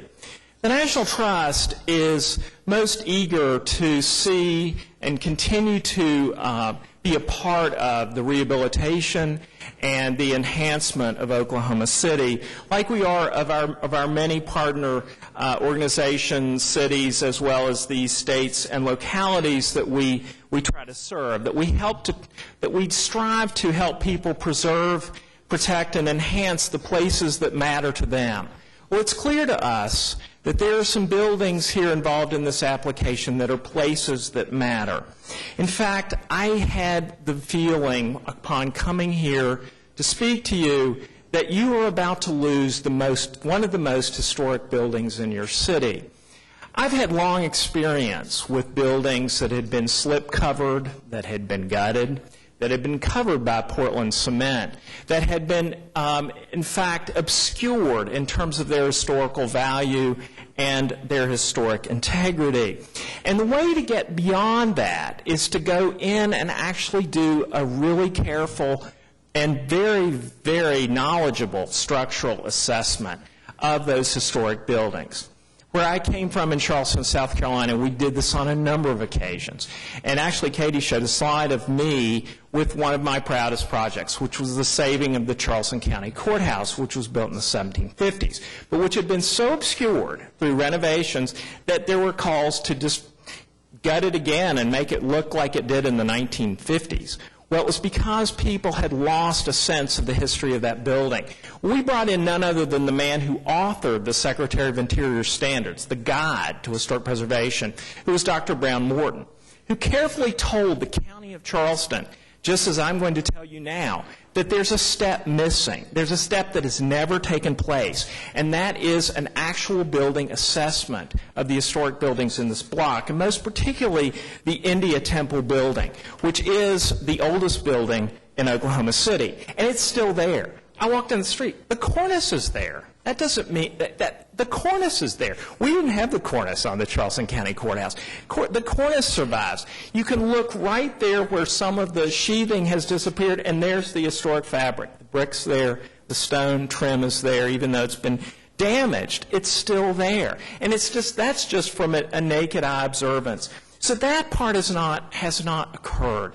And I asked in our meeting with these very fine people from Sandridge if they would agree to a building assessment, which they I got a letter saying that they would not. But our organization is willing to pay for that. We're willing to pay the money to have that building assessment done. We have a grant fund for this part of Oklahoma that we could use to have that happen. So we'd really know, because it doesn't hurt Sandridge to know what the what the building integrity or historic integrity of that building is. Well, I'm not disputing Dr. Blackburn. I would never do that. And I'm certainly not disputing Melvina, who I talk to on a regular basis. But Melvina was very careful to tell me that, to the best of their knowledge at the present time, these buildings are not, do not have historic integrity. But she was careful, and she repeated herself, because she wanted to signal to me that, there could be an evaluation that would indeed show the historic character and quality, particularly the India Temple building as well as the YMCA building and others in the block. So what I wanted to just say to you is I'm here from the Trust to offer our funding. We could use it for schools or churches, but if we need to use it here, we can use it, and we can do an evaluation of this building. Our office also routinely pays for engineering assessments of historic buildings to prove that they are structurally sound. And what's missing here is because I, as a preservationist, I, as a director of a regional office, that's what I always look for. And when a question comes up about whether a historic building can survive, where's the engineering report? Well, I haven't really seen one. And I know that there's some great expertise on this side of the room, but there's a lot of the building's not been used for a long time, and we see this or we see that. But the full comprehensive report isn't there. And just as there is not a full comprehensive historic assessment, which is what we think is so important. Well, when you have a National Register property, you have to start with the first step. The first step is evaluation, and you have to evaluate the resource. And that step just hasn't taken place. And the reason it's important is because that's what that's what should have happened at the beginning with the first hearing, is a look at the evaluation and what that meant in terms of the historic value of these buildings to downtown Oklahoma City. Well, I went over this plan early on with a number of experts in our Washington office, and we have expertise in not only preservation, but historic architecture and historic preservation law and planning and in finance. And we looked at these plans, and we were just sort of shocked, not only at the building removals, but by the whole plan of the plaza, which one of our staff pointed out is kind of a throwback to a much earlier sort of suburbanization approach. And I think that the argument that's been made about the loss of the walls, the urban walls here, is very valid, because this sort of opening up the way it's doing is really going to decrease the urbanity of downtown Oklahoma City.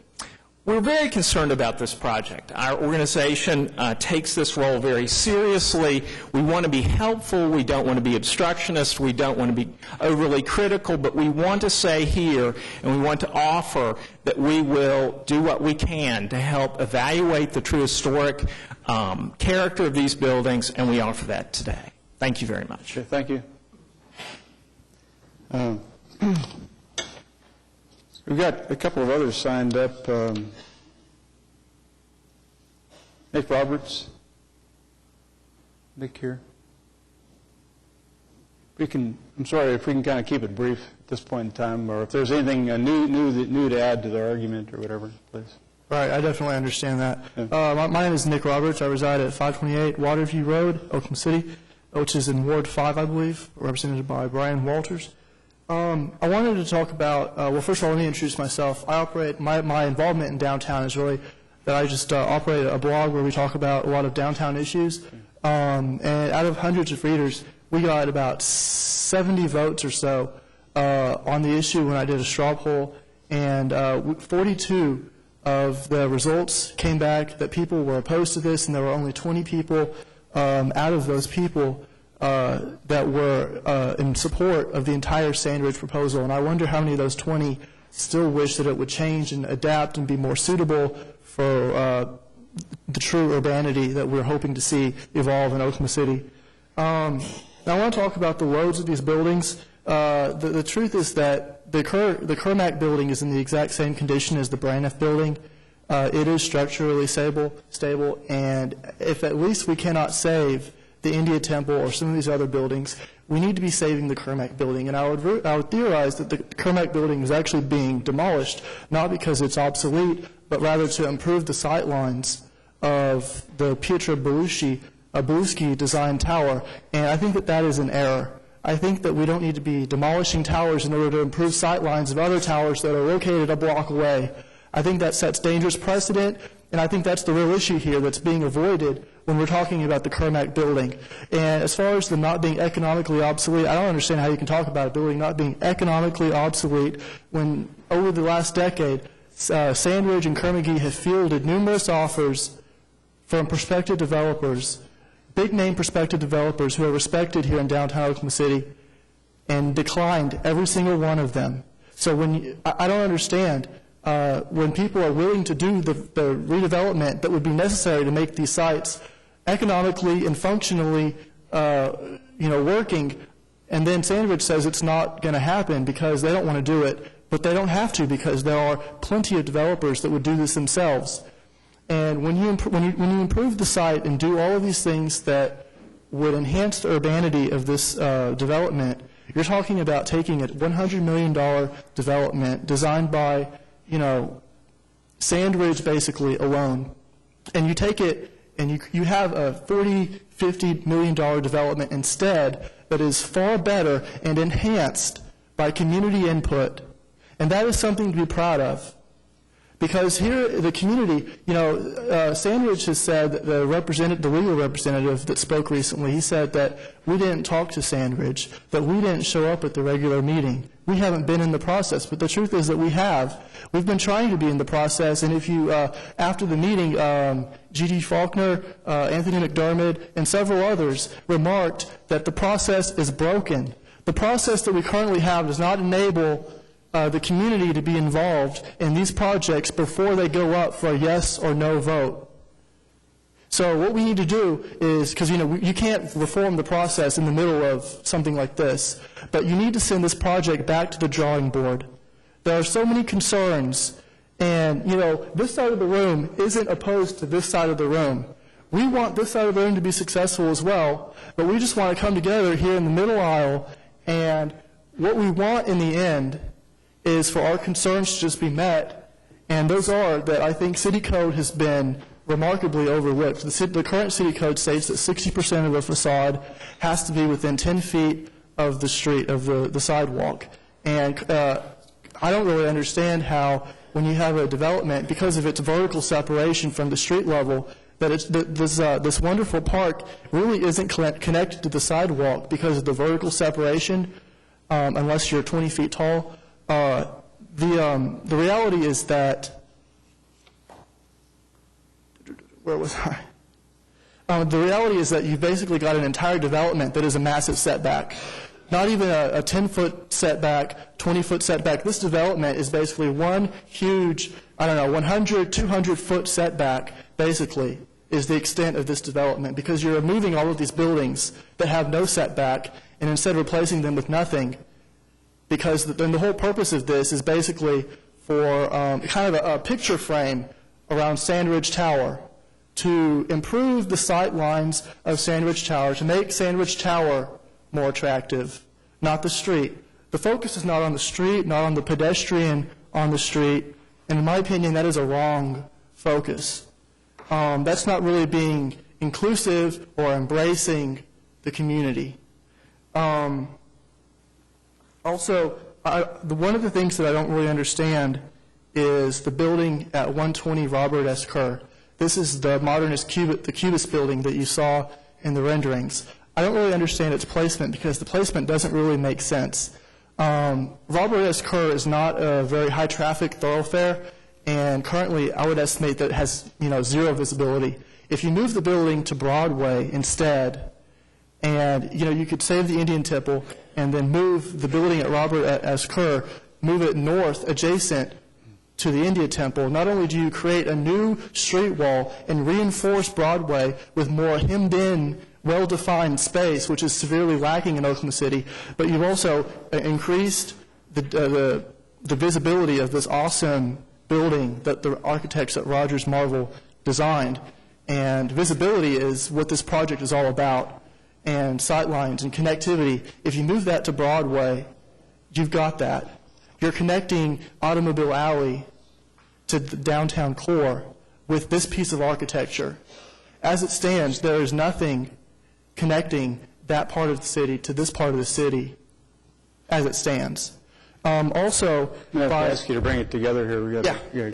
Also, by moving the building away from Robert S. Kerr, you've extended the green space that's created against a straight edge against Couch, and therefore this is a well-defined green space as opposed to an irregularly defined space. And the irregularly defined space will not function as a park, and you can have all of these renderings with people in them, but it will not happen. Just because there's people in the rendering, it doesn't mean that that'll be what you see when the project becomes, fruition. Instead, I would say that if you create a well-defined space that is regular in shape, that is at street level, that you will have the people in those renderings and possibly more. This has the potential to become a gem of our community, but you need to honor and value and take into consideration the community input, the free community input, I might add, that all of us are doling out and giving to Sandridge, including the free engineering and architectural support that the National Trust has offered up. And my last point is that I think there's an elephant in this room, and I'm going to tread carefully when I say this for fear of the snipers that might be lingering in the rafters. But I think that the reason that nobody wants to vote against this project is because the name Sandridge is involved. If I formed an LLC and called it Nick Roberts Development LLC, and I proposed this exact project and sent it to the DDRC, I guarantee you it would be denied. And that's the truth. And nobody really wants to, tell Sandridge, no, you can't have this project, partly because we're so grateful that they came in and they kept these buildings off the vacancy rolls, and because we're so grateful that they are the corporate community stewards that they are, but also because of the influence they wield. I'm going to have to cut you off here. We've got a couple other people to say. I'm sorry. Appreciate it. Thanks. Running a little short in time. Mark?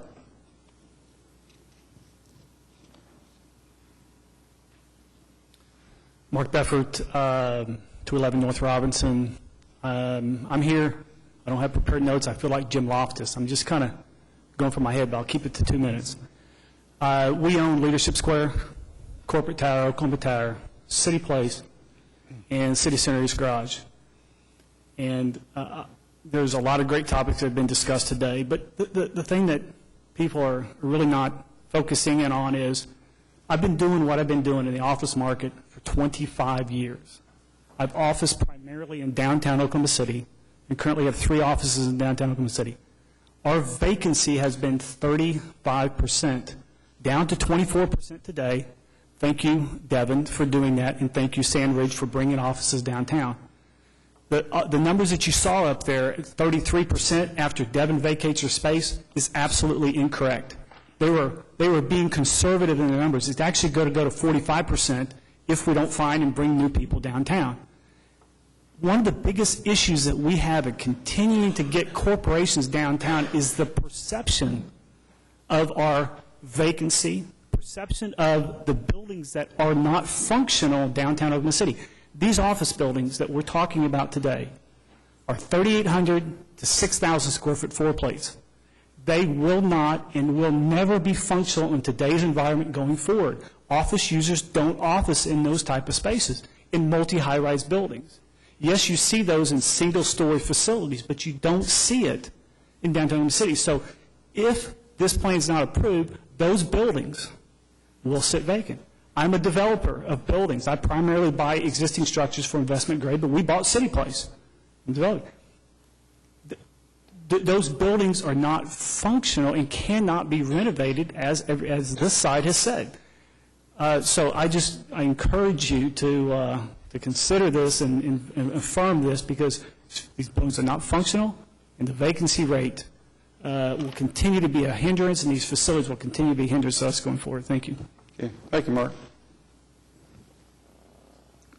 Carrie. Carrie Watkins, 620 North Harvey.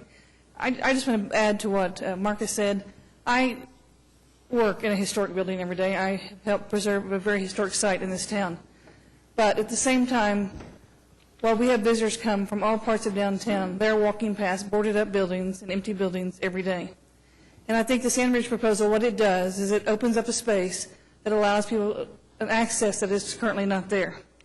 And it allows people the opportunity to come and walk and enjoy downtown. The last thing we want at the memorial is people to come see the memorial and not experience anything else in downtown. That doesn't do anything for this city. We want people to come and want them to stay the night and enjoy the downtown and to enjoy parks and places that bring people together. And so we're here to support what Sandridge is trying to do and move the city forward and to keep the momentum going as we move forward. Thank you. Is there anything else you wanted to say at this time? If we're going to vote on this today, we need to make this very, very short. Oh, it's very short. I need to leave, okay? You've seen the DVD. You know what they did. You watched Scotty Montgomery instruct the DDRC as to what they were supposed to do. You watched them go cowboy and do something entirely different.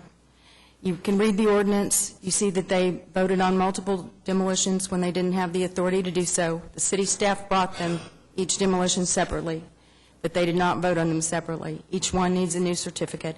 Please send it back and insist. Thank you. Are there any questions? Board members have any questions?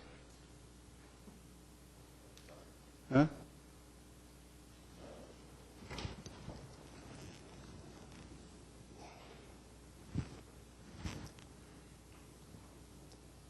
Do you have any questions? No, I'm going to make a comment. I've heard both sides. I've gone over this thing with a fine-tooth comb. Personally, there's some questions that I don't feel like we've got answered. I think those questions, as far as I'm concerned, will have to be answered before I can vote yes or no, because I'm a little bit confused on the structural integrity of these properties.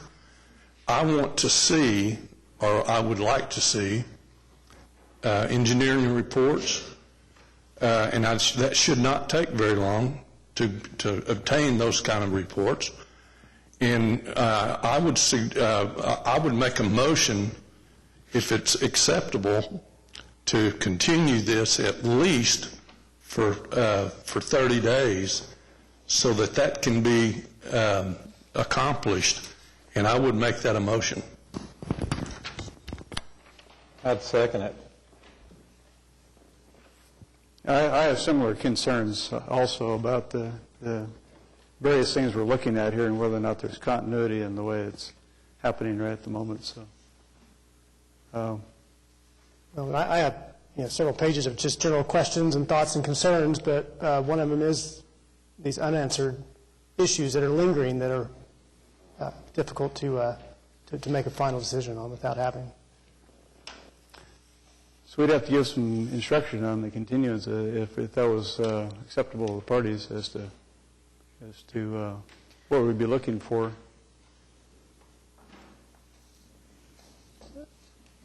Well, the National Trust is offered up that there's a typical process of a historic building assessment, and maybe a standard way of looking at a structural assessment of building that's being considered for the National Register.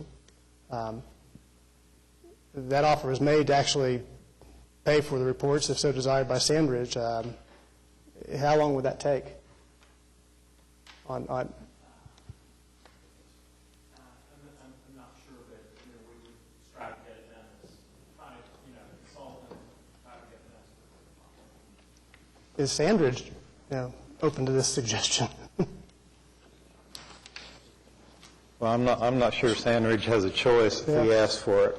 Yeah, I don't know if we want to do it through the National Trust, if this is your sense of where we go. I think some of these, this is one of like 7 steps in determining, the historic process. I think, I guess my question would an independent structural engineering report be satisfactory to you?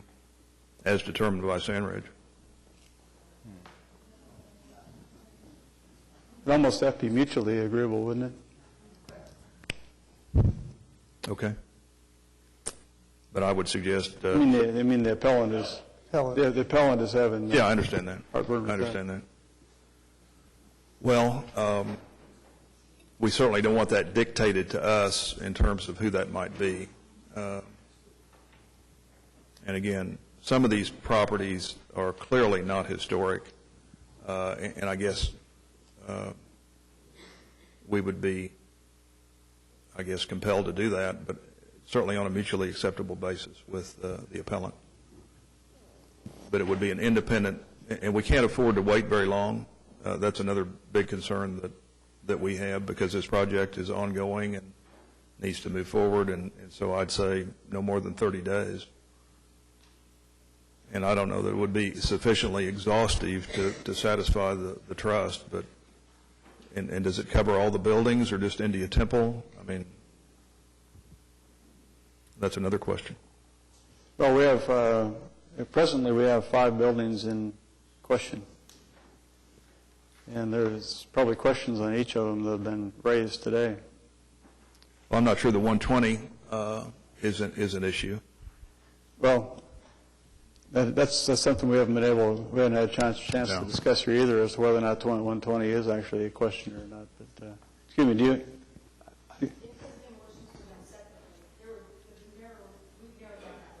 We've got to have you speak into a microphone here. Can't hear you. If those demolitions were considered separately, that would probably considerably narrow down that list of buildings to be assessed. That was a question we were going to ask if that was the case. Yeah. Mr. Chairman, or I guess the next meeting that would cover that 30 days would either be July the 1st or August the 5th, one or the other.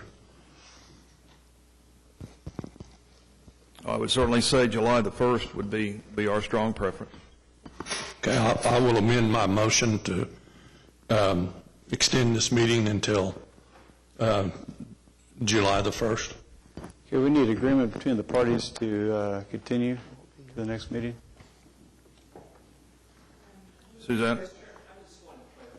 Well, go ahead and speak into the microphone then, if you would. Mr. Chairman, I just wanted to clarify that we were noting the lack of 2 things. One was the historic building assessment, which is what I offered that we would pay for. We also noted the lack of an engineering report. That's not something we do pay for those sometimes, but that was not really what I was focused on, except to say, as part of my argument, that's something I thought needed to happen. So I just wanted to clarify that our funding would go, we would want to see both, but we would be willing to fund the historic building assessment. I think that's as quickly as possible. I just wanted to clarify that. Thank you. That, we can discuss that a bit, but it seems like that's more the purvey of the, since they're not noted historically designated at the moment, that'd be up to the applicant. Well, it seems to me like we should focus solely on the structural integrity. I think that's what you're concerned about. I mean, I think the historic designations are what they are, and we have disagreements, I guess, as to whether they're eligible for listing or ultimately usable, but I think there's a concern about structural integrity, which is separate and distinct from that. So I would suggest that we get I think structural integrity, Mr. Allen, and what you mentioned. That's my concern. Is it all 5 buildings, or do we narrow that down? I think we heard earlier a mention that actually the 120 building is structurally sound. Did we not hear that? Well, I think that is just, it's just outdated, and I think, frankly, I don't believe that Preservation Oklahoma really has an objection to the demolition of that building. Yeah, certainly. Well, that's fine. I think it's, I mean. My preference would be all of the 135 buildings and the 111 building. So the 4 buildings? That would be what I would. Yeah, that's what I was thinking also. So these would be structural engineering reports with respect to those 4 buildings? That's correct.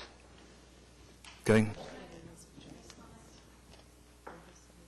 It's referred to as 107, but 107 or 111, and then the three buildings that are next to each other, And 135. just quickly, a lot of times that 135 building has been lumped together as one building. I'd like to It's three actually separate. 300 that's North right. Robinson. 3 separate buildings, 3 separate reports, not collectively together.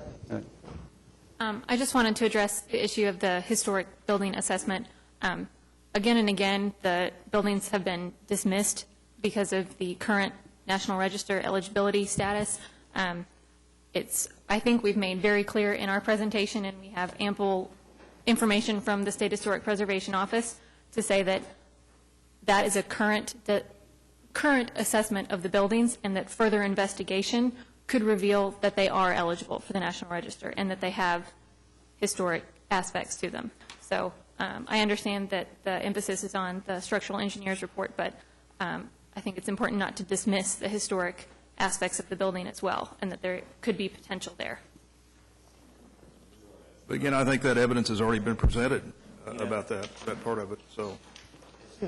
Kathy. Okay. I think that we would be agreeable to the historic building assessments and the structural engineering reports, as long as we had a chance to agree on the structural engineer. I think that's key to this.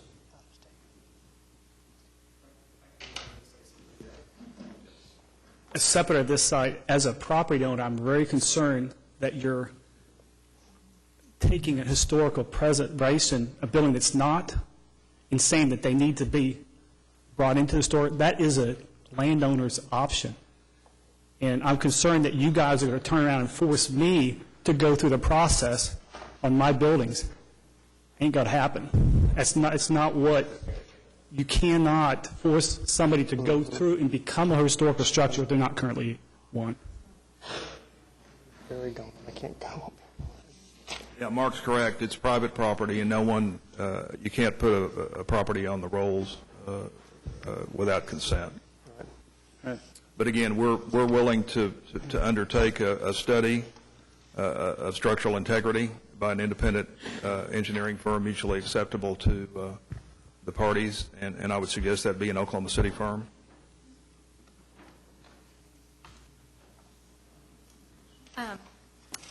Well, first of all, buildings can be determined eligible for the National Register without the owner's consent. They're typically not listed on the National Register if an owner objects, but they can be determined eligible, which is essentially the same thing as far as regulation that results, tax credits that are then applicable. So just to clarify that.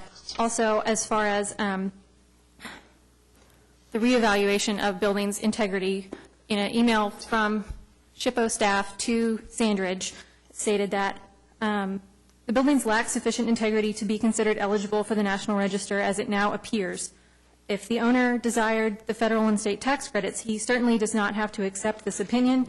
He could complete the Historic Preservation Certification Application Part 1 and submit it to SHPO for transmittal to the National Park Service for their official determination, because SHPO's is essentially a preliminary, very base level, street examination determination. However, they would not be able to determine that whether or not the building is eligible until enough of the facade was uncovered to show what historic fabric and detail remains. There would then have to be an assessment of what could be repaired. So my whole point is you don't know if it's historic until you do the assessment. And to say it's not historic so it doesn't need an assessment is completely in reverse. I'm not sure we're in a position to impose that on a landowner. Well, and I'm not saying that you should by any means impose that on landowners, but I'm saying if a city ordinance calls for not demolishing historic structures and a landowner is saying, one question that I didn't ask a while ago, and I really don't want to get into discussion on this, but how long have these buildings been sitting vacant? At least a quarter century. Okay. Why hasn't something been done from your organization? In 2007. I'm sorry?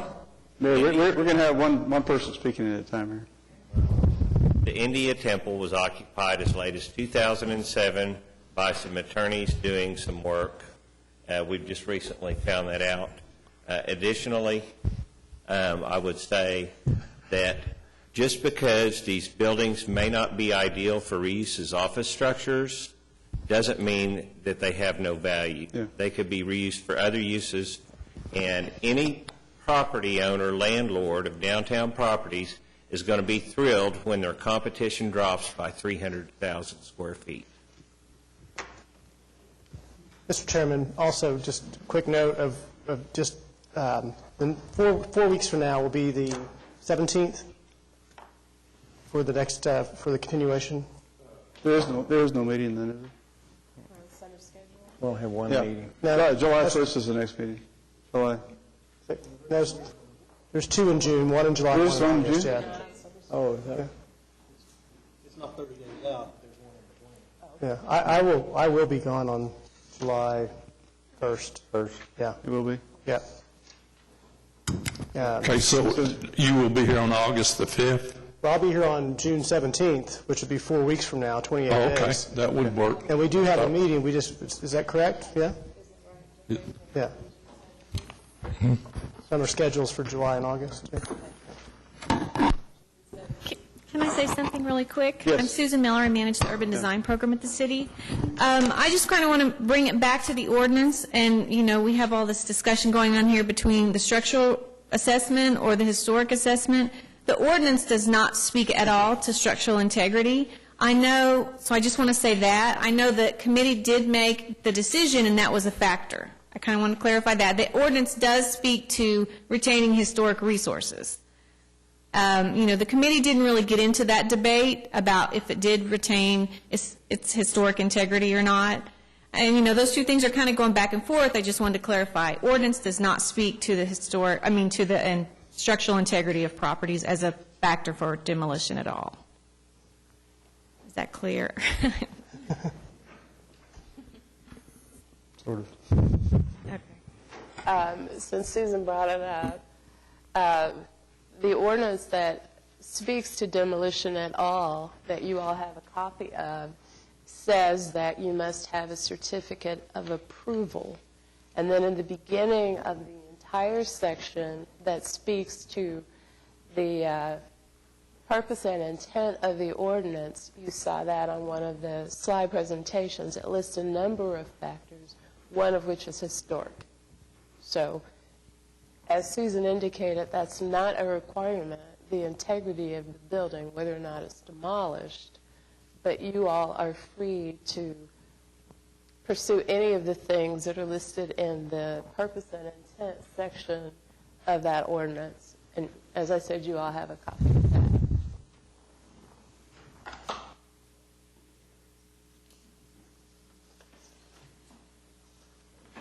I think you're right. I don't think structural integrity is a part of the ordinance at all. And we've exercised good faith, I think, and extraordinary due diligence in determining that consultation with the State Historic Preservation Officer, which we have a great deal of respect for, and he has determined that none of these buildings are eligible for listing on the National Register, and he has been consistent and very definite in his conclusions from the inception. So I think this whole idea of, I don't know what we can find out between now and then that would change anybody's mind. There's a difference of opinion between preservationists on this issue, and our State Historic Preservation Officer has reached a different conclusion.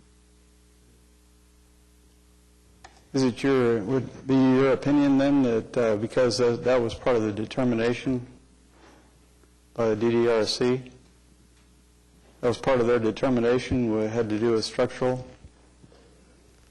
that they were would have been incorrect in including that as part of their decision? No, I think they were curious about it. They wanted to see the buildings and see really what they were like. I don't think the structural integrity was a requirement. In fact, I don't think those tours made any difference whatsoever in their conclusions, in the legality of their conclusions, and the way they applied the ordinances. Again, I think the sole question here is whether the DDRC acted properly. And we certainly think they did, and considered all of the components of the ordinance in reaching that conclusion.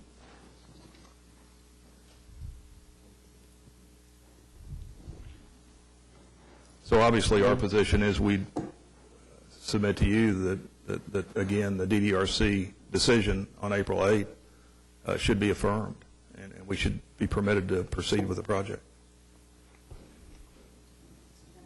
Go ahead. I'm ready to get the show on the road, and I'm just here because under your proceedings, the appellant is supposed to get the last word. Okay. And this is it. Thank you.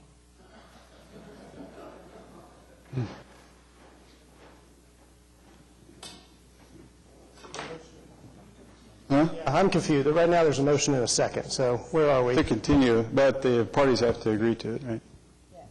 Yeah. Did the parties agree to the Do they agree to a continuance, or do you want to vote right now? the date that's...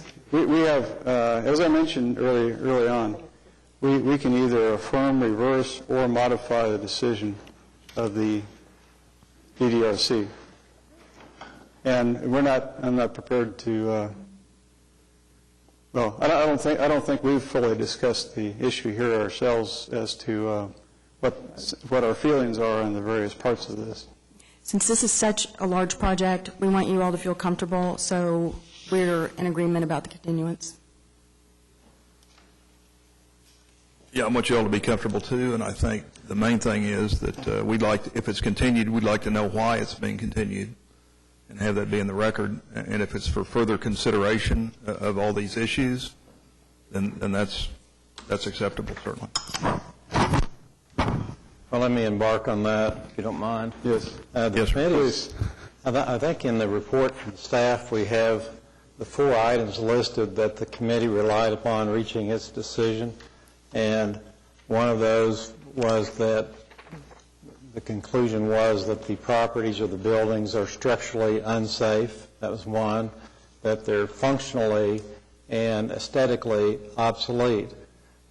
Well, I don't know what that means necessarily, and I think maybe Sandridge, I could see Sandridge's viewpoint on it, but we've heard other viewpoints today. And at least with those, well, also the retention and restoration would not be a viable option. If the first two I mentioned are dealt with and addressed, maybe that last one is not really applicable. So, from my viewpoint, I think what the Downtown Design Review Committee provided to us was really somewhat insufficient grounds for the decision on what I know today. And that's my confusion. And I think that's what's led to the discussion about the structural integrity of the buildings and that line of thought, at least in my mind. Mm-hmm. That was my thoughts also.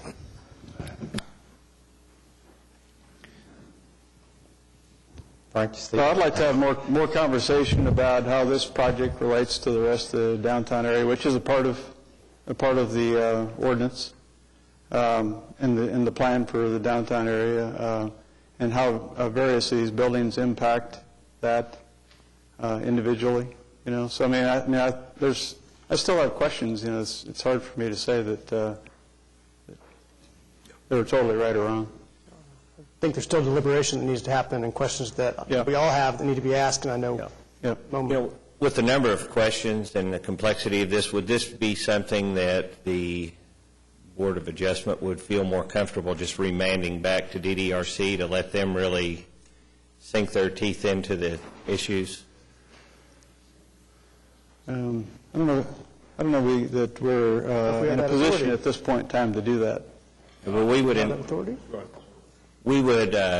be agreeable. Mr. Hill, you want to speak over there so you don't have to.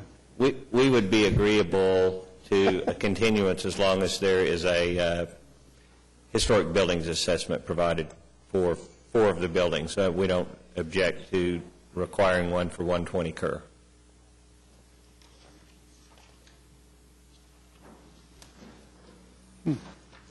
Again, I don't know what good that would do, just the assessment, the historic building assessment. I think they've been done ad nauseum, really, on these projects, on these buildings, going back to the 70s and as recently as a couple of months ago. And I think it's a reasonable conclusion. And what's going to change between now and July the 1st or June the 17th that will change that? I mean, certainly we want you to be comfortable. I'm reluctant to send anything back to the DDRC. I'm not sure the bylaws of the DDRC permit that. The bylaws, the Board of Adjustment permit that. So I think you have the... In some circumstances, we have that flexibility. Okay. Go ahead. Okay. We're either going to have to come to a decision, or we're going to have 3 votes, one or the other, because I'm fixing to leave. Okay. I've been reluctant to speak because I sound like a frog, but I think we have a motion on the floor that needs to be explored. A question Mr. Hill raised was whether or not the bylaws of the ordinance actually allows for remand to the Downtown Design Review Committee. What has happened historically is that many people have viewed what happens with Historic Preservation Commission, which has a very specific requirement that a decision can be affirmed, reversed, or modified, or remanded. The Downtown Design Review Committee's ordinance is silent on that issue. It does not specifically say that a matter can be remanded.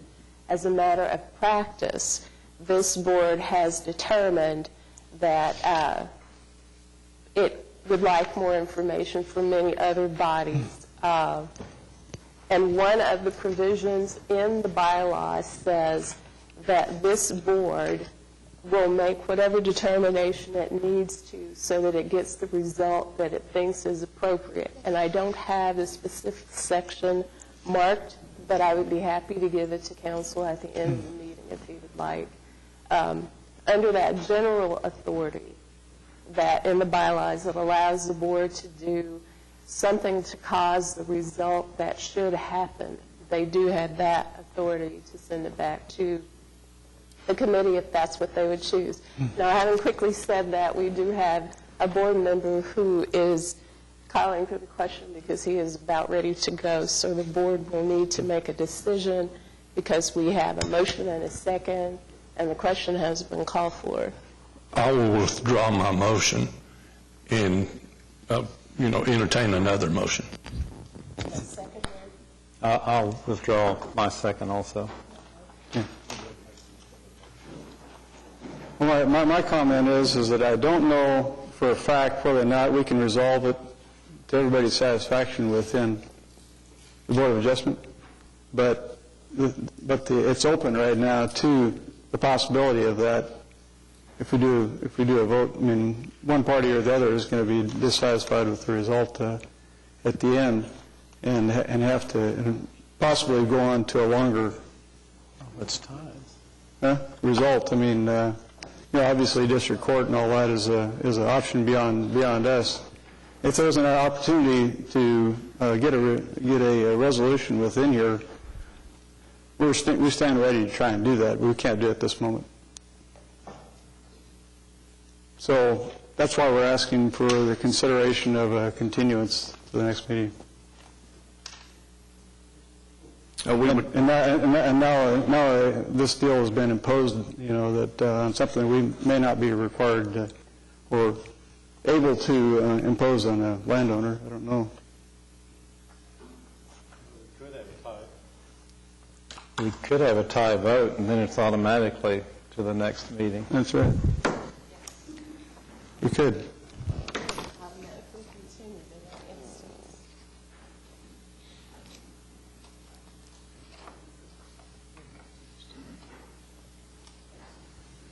I don't know where we are. Well, I think so. I'm asking if we can have if we can entertain a continuance without condition. I'm sorry? If we can entertain a continuance without condition. Without conditions? Yeah. Go ahead, Katie. That's okay. In recognition of the timing issue that we have right now and the number of questions that are still presenting themselves and the disagreements that we seem to still be having, I think we would be happy to continue without condition and take this conversation on further at a later date. I'll make a motion. Mr. Hill? No, I think she's speaking on behalf of the group. Barry? Barry? We are the group. I know, but she's already made a... She's already made on behalf of the group. So I'm going to ask Mr. Hill if he would... we would support continuance to the next meeting. Okay, thank you. I'll make a motion to continue this until is it June 17th? June 17th. Okay. Second.